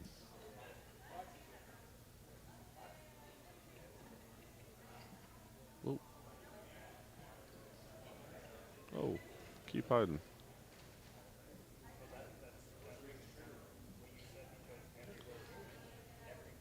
I got him, Eli. I got him. Let's go. We don't do spam up in here. I mean, I appreciate beautiful girls, but we don't do spam up in here.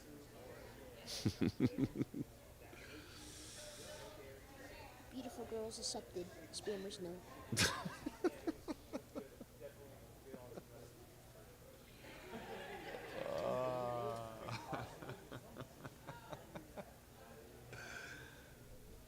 Yes, that's my kid.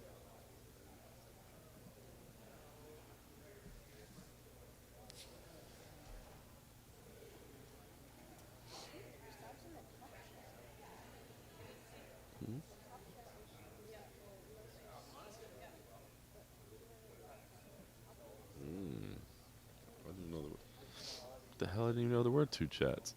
What? Wait, there's a live chat and a top chat? Oh.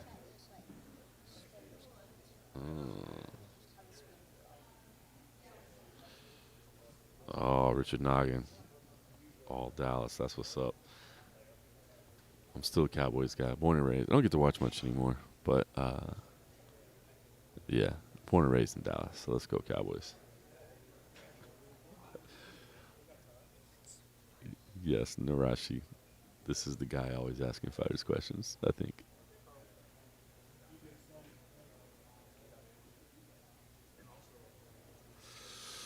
Okay. Thomas, who do you want to see Shevchenko fight against? That's the question for me. Who do you want to see Shevchenko fight against right now? Because to me, the Tyler Santos rematch has to happen. But Tyler's got to be ready. I heard she might be ready like first part of the year, so she's ready. Yeah. Then you got Manon as the number 1 contender now. You got Grasso in there as well. So who do you want to see?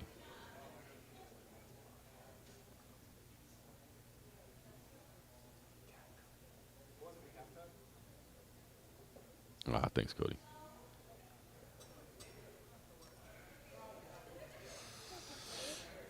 Yeah, Haas deletes it on the main card. I mean, especially when it's ESPN Plus, like it's all in the same thing. Like I guess it doesn't matter, but yeah.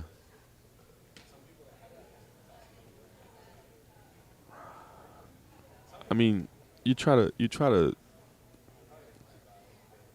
kind of give it some ebb and flow, right? You know, so you kind of, the most interesting matchups you kind of move throughout. But yeah, Haas deletes it. Definitely deserving of a main card slot.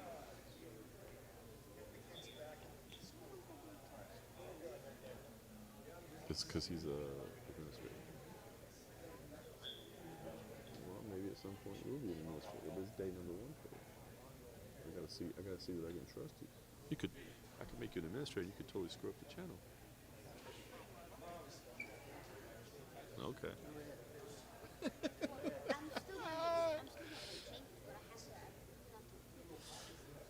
Yeah.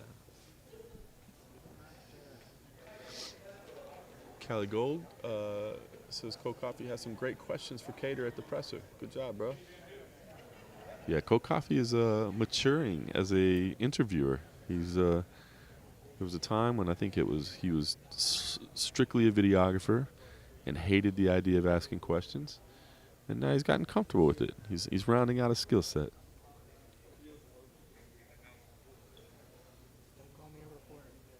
Just don't call him a reporter. I don't think Pena can move down. I don't think she can move down. Molly against the Bullet? Yeah, but you can't skip those other names right now.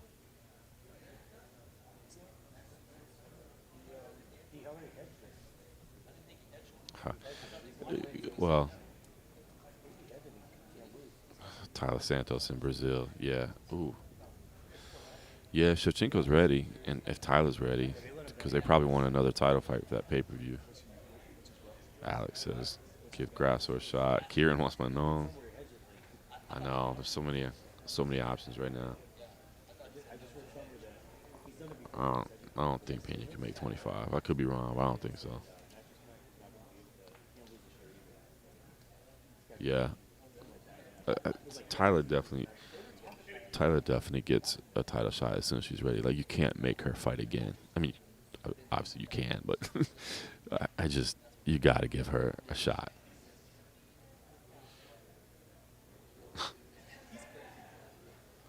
It's got to be those 3. That's it. Santos, Grasso, Manon. It's one of those 3. And to me, if Santos is healthy, it's her first. It's her first. Oh, okay. Oh, so Stairway saying let Tyler. Okay. I mean, there's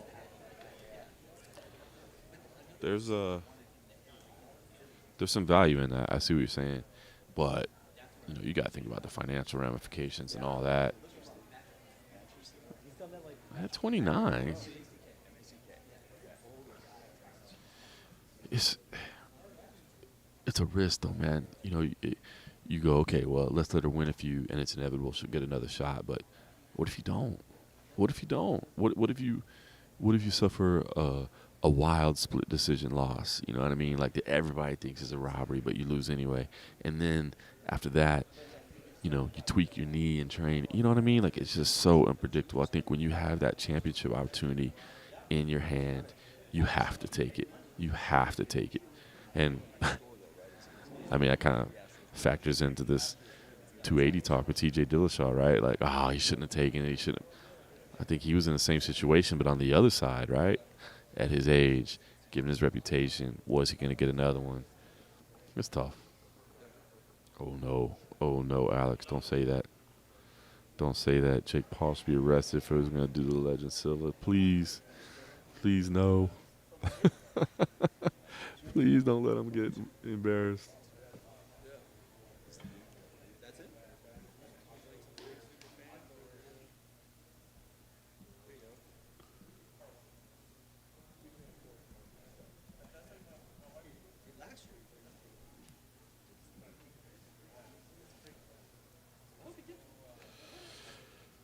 Well, Kieran, you are right. And I've talked about this a little bit. Like, I had heard the Shevchenko injury things.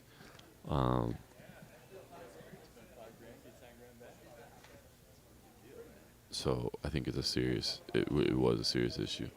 I don't think you still don't take away from Tyler, right? At the very least, it's not her fault. It's not like I'm saying I do think stylistically she presents some challenges. I said that going into fight week. I think this is going to be a more challenging fight than people expected. Of course, I didn't pick against Valentina. You can't pick against Valentina. She's incredible. And I'd pick her again. I'd pick Valentina again in the rematch. But injured or not, that's not Tyler's fault. Tyler came in, controversial result to some, very, very close fight. I think she deserves a rematch.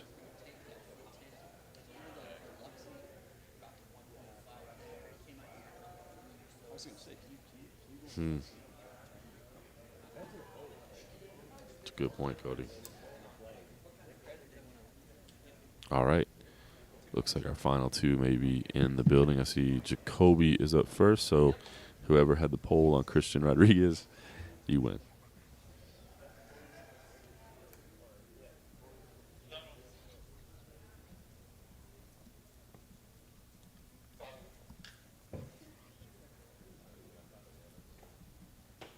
Next to the scale, Dustin Jacoby.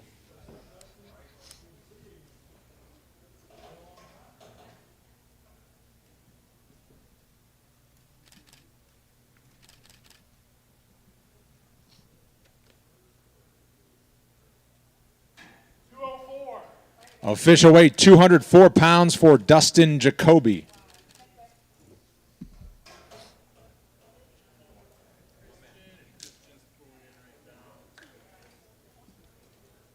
Josh, go.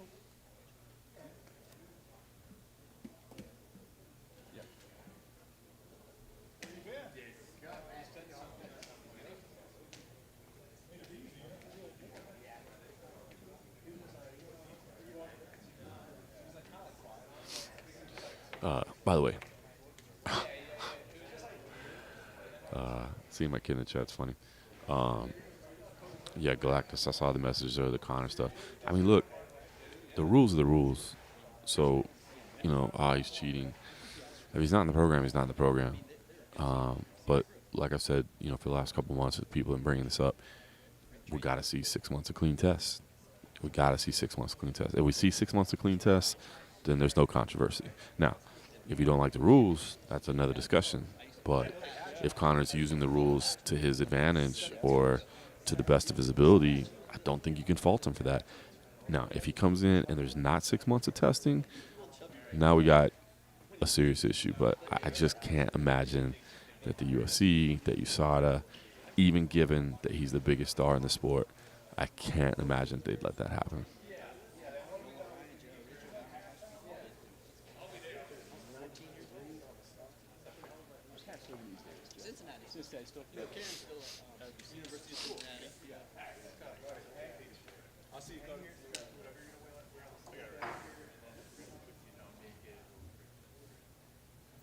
Yeah. Silva at dog money, that appeals to me. All right. Last fighter to weigh in. Next to the scale, Christian Rodriguez.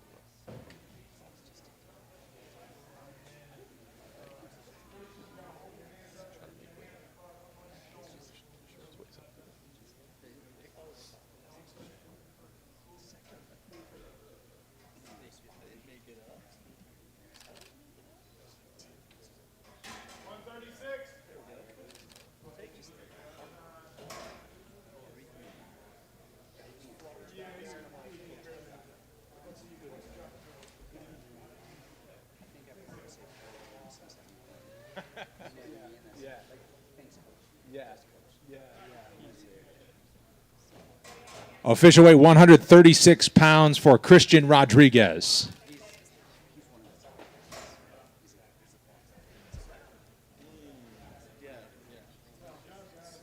All right, that was our last fight to weigh in. We'll switch things up here in a second, get the face-offs. I'm going to see if there's any word on that.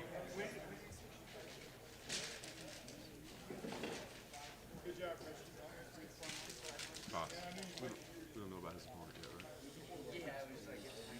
That's my figure. Cubs, Astros, Pirates, Reds, Sox, Phillies. All right, just double checked with Chris Costello, PR man on scene today.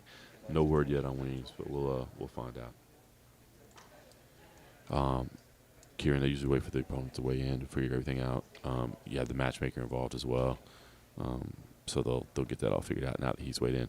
Because again, if he would come in at like 138, now there's nothing to even talk about. But now you got to talk at 139.5. You might be talking about 30%. You know, I would be. Remember, 20% is not guaranteed. Ask for more. Always ask for more. And you know, with that big of a miss, 39.5, I think we're looking at 30%. All right, I'm going to switch out lenses.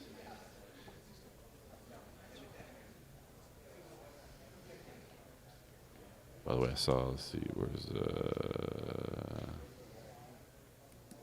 Scott McCrate. Appreciate you as always, brother. Catch on that and a half. All right, I'm going to switch out the lens. So the video will drop for just a moment, but the audio will stay connected. The stream will stay connected, and we'll be back up for the face-offs here in just a moment.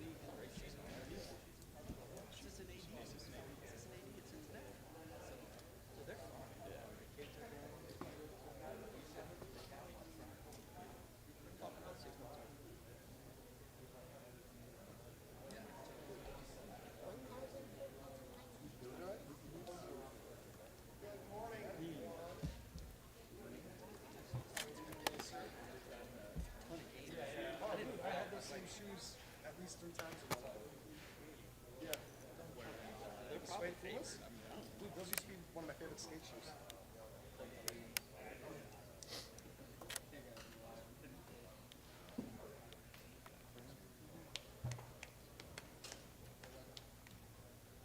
Can you just stand where you're at, right? I mean, I would push over a little bit more, but if you're going to pay out. If you're going to push over, that's fine. I just need to push over if you're going to push over. I don't have any slack. So. No, if you need to, that's why I'm moving on.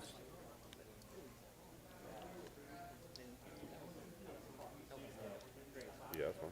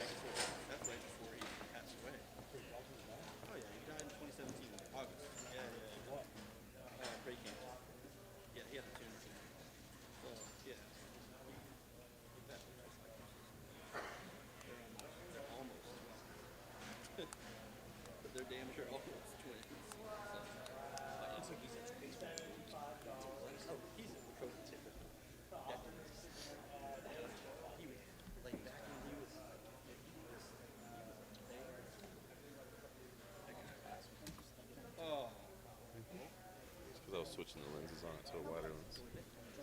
I know I did it again. It's on a little delay. All right, Galactus. You know we like to keep things positive here. You know we like to keep things positive.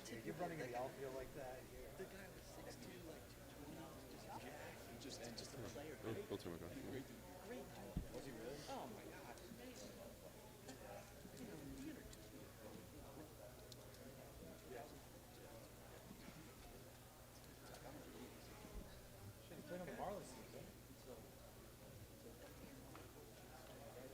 We'll wait until the top of the hour, and they'll do the face-offs.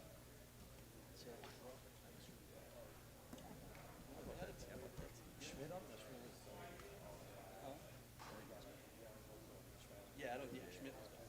He didn't tell you. He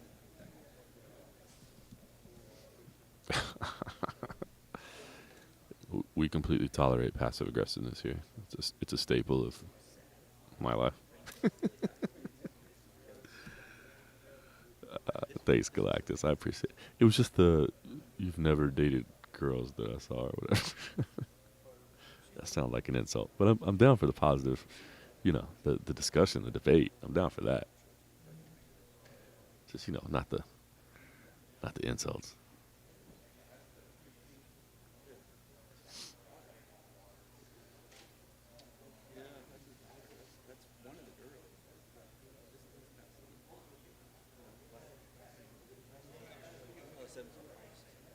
Ooh, nah. I think O'Malley's jiu-jitsu's, Sterling's solid, but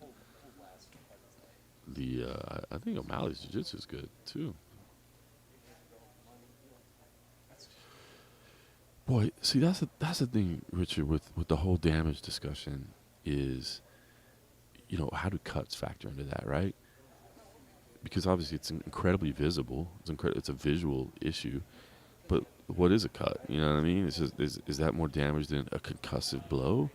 Like if I stagger, but I don't cut, but you hit me with an elbow and it slices me the hell open, and now I'm just gushing blood the whole time. Who really did more damage? Because I staggered you, but you're seeing blood stream all over me. It's interesting.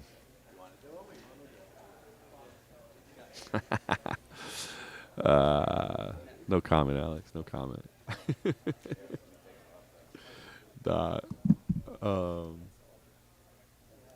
Truth be told, I have no personal animosity towards that individual. The whole situation is annoying to me, but I don't wish ill on anyone.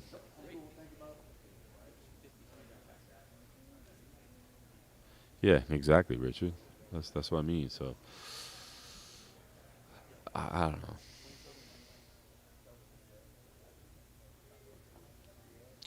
It's like I get, because I do believe, like, what are we trying to determine? We're trying to determine who's the one that is being more effective through aggression, through damage. But we don't have, like, it's not a video game where there's like a meter where I can look up and I can see how much energy my guy has left. You know what I mean? So that's the part about it that is kind of frustrating at times when we're talking about the criteria. Is like, how exactly do you determine that? It's so subjective at that point of what is damage. Like maybe somebody just has a good poker face and they really did get damaged badly, but they're not showing it. So it's difficult. It's an inexact, imperfect science. He's at USF. I think he's 19, 20 right now. He just moved out of the house. He's doing well.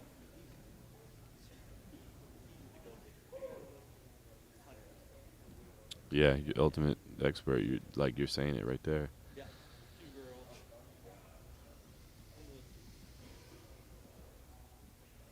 And that's true too, Karen.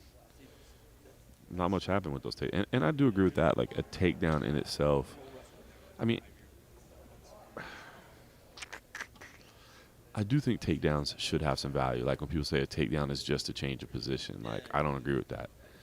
It is a change of position. You're right, but you've taken a lot of effectiveness away from somebody if they're on their back versus if they're standing up. Like, let's say somebody lands 10 strikes from their feet or 10 strikes from their back. Which one means more? Of course, the ones on the feet are going to mean more. So was that just a change of position, or did I actually change who's winning this fight right now? So I don't know. It's again, it's so hard and to actually put it into written rules that you can enforce and outline. It's tough. I get it, but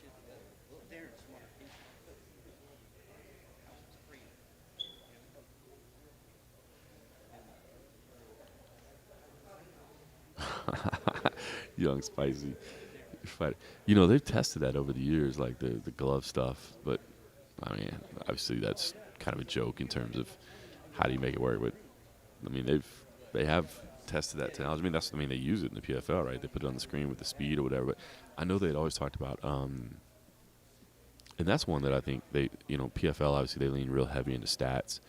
But like the speed of the strikes, I mean, I guess it means something, but that doesn't. But if you could do like a pounds per square inch, like a PSI, which they've talked about having before, I think that would be cool. Like, so now you're talking about impact, right? Of like what the weight of the blows really is. I think that would be pretty cool.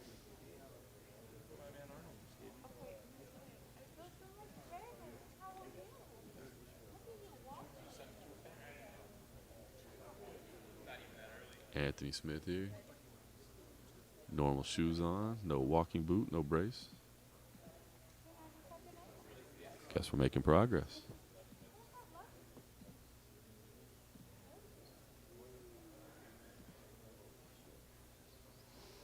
Yeah, young spicy. Good point. Yeah, black egg. I'm with you on that. To be honest, so I've said it, but for anybody that hasn't heard, like I scored it for Pierre Jan, but at the end of that first round, because it all comes down to the first round, right? I mean, I think we can all agree with that. Although I see a lot of people say 30-27 Jan. That one I do disagree with. I don't think 30-27.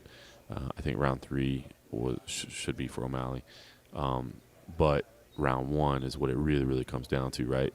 And watching it live, I was like, the round ended, and I was like, damn. I guess I'm going Jan here. I'm going Jan. So, I mean, if I have to take that pause and really consider, then you're talking about a really close fight, a really close round, at least I should say. So at that point, to me, you're not talking about robbery at all.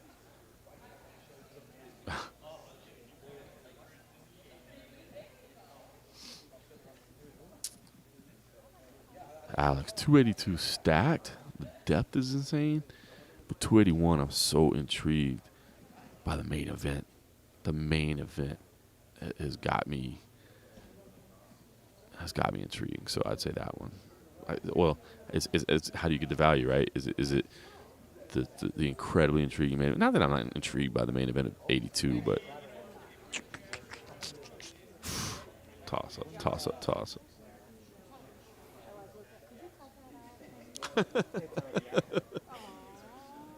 So what did you say? Did you say something bad? No, I looked up and I'm like right in the camera lens and I'm like, oh my god. It's better than just looking at the wall over there. I'm sure they love it. Is it live streaming? Yeah. I mean, I could cut it out easily in my video. Comments. Never read the comments. Oh man. Everyone that was now. God dang it.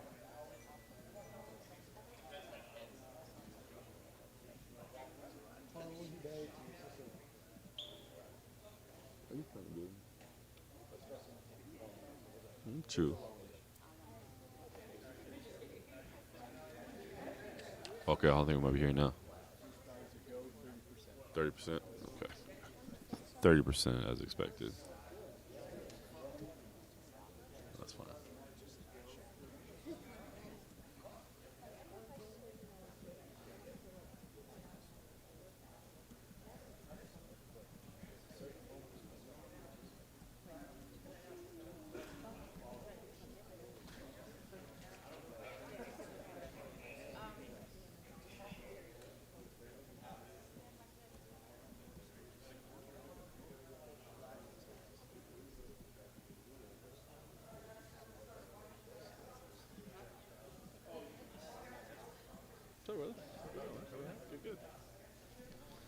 All right, so yeah, funny timing, Kieran. Literally, as you asked that, it walked up. So 30% is defined as we expected. Significant miss. So 30% bout will go on as scheduled.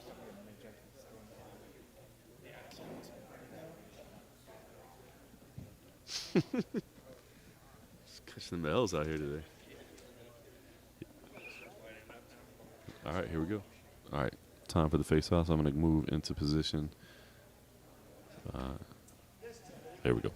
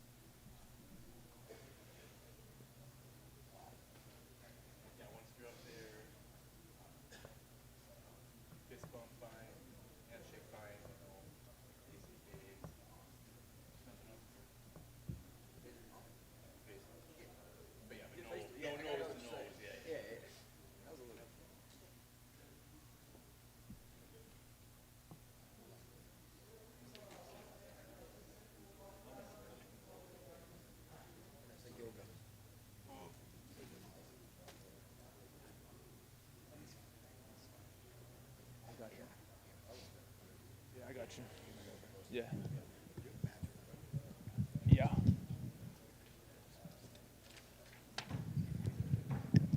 Morning, everybody. We're going to stare these athletes down. Sean Shelby on hand, wall to wall on ESPN Plus tomorrow. First fight is 4 Eastern, 1 Pacific. It comes in the bantamweight division. Joshua Weems takes on Christian Rodriguez.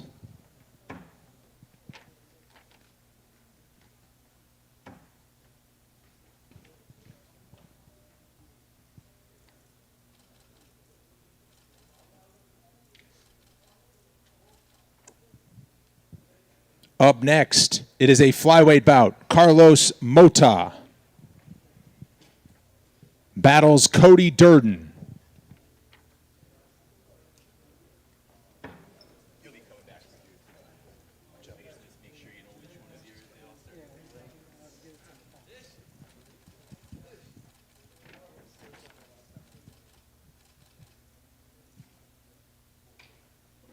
Up next is a featherweight matchup. Steve Garcia squares off against Chase Hooper.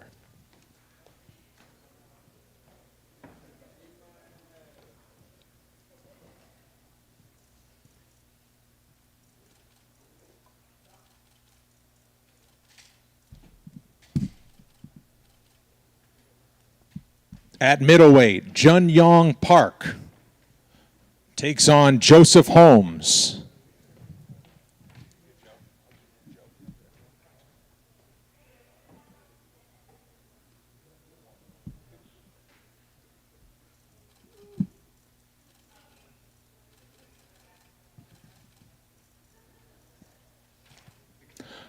Up next is a heavyweight bout. Marcos Rogerio de Lima takes on Andrei Arlovsky.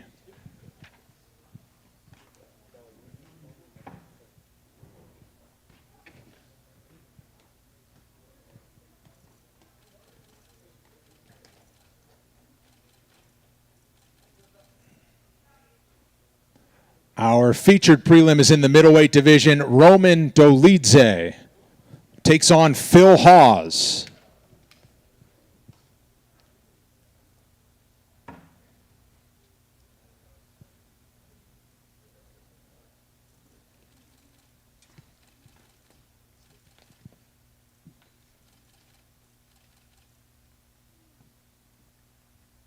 Main card is on ESPN Plus. It starts at 7 Eastern, 4 o'clock Pacific. Light heavyweight matchup. Khalil Roundtree takes on 13th ranked Dustin Jacoby.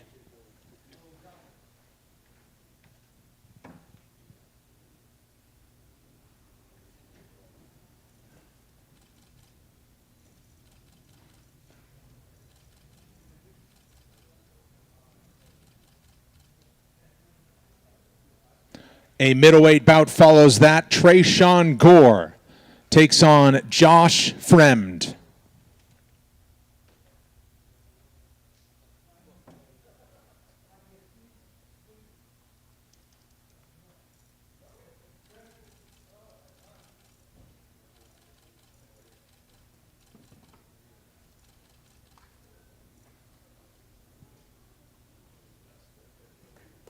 Up next is a heavyweight matchup. Jared Vandera squares off against Waldo Cortez Acosta.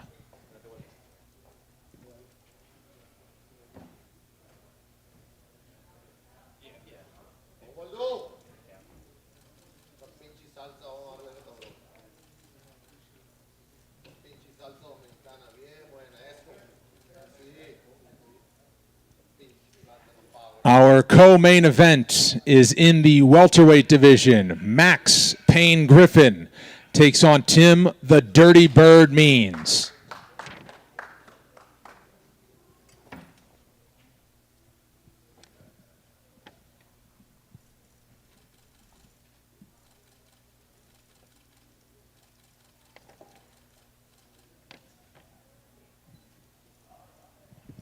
And our main event is at featherweight, featuring top 10 contenders, 5 rounds possible. 6th ranked Arnold Allen takes on 5th ranked Calvin Kattar.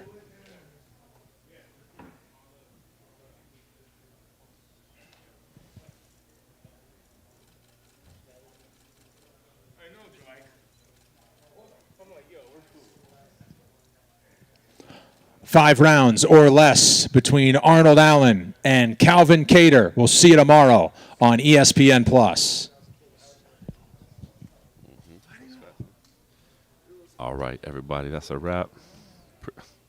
I see you, Alex. See you just talking. Looking forward to it. Guys, enjoyed it as always. Shout out to my young assistant over here for holding it down for me as well. Always appreciate you guys spending your time here, and love talking some MMA with you. Let's do it again soon. In the meantime, fights tomorrow, Bellator in the morning, UFC in the afternoon, Paul versus Silva as well. A lot of stuff to watch. Guys, take it easy. Kieran, appreciate you. Deuces to everybody. Young Spicy, thanks. I'd like to thank you to everybody. Always appreciate you. I see you, Galactus. Go Pirates.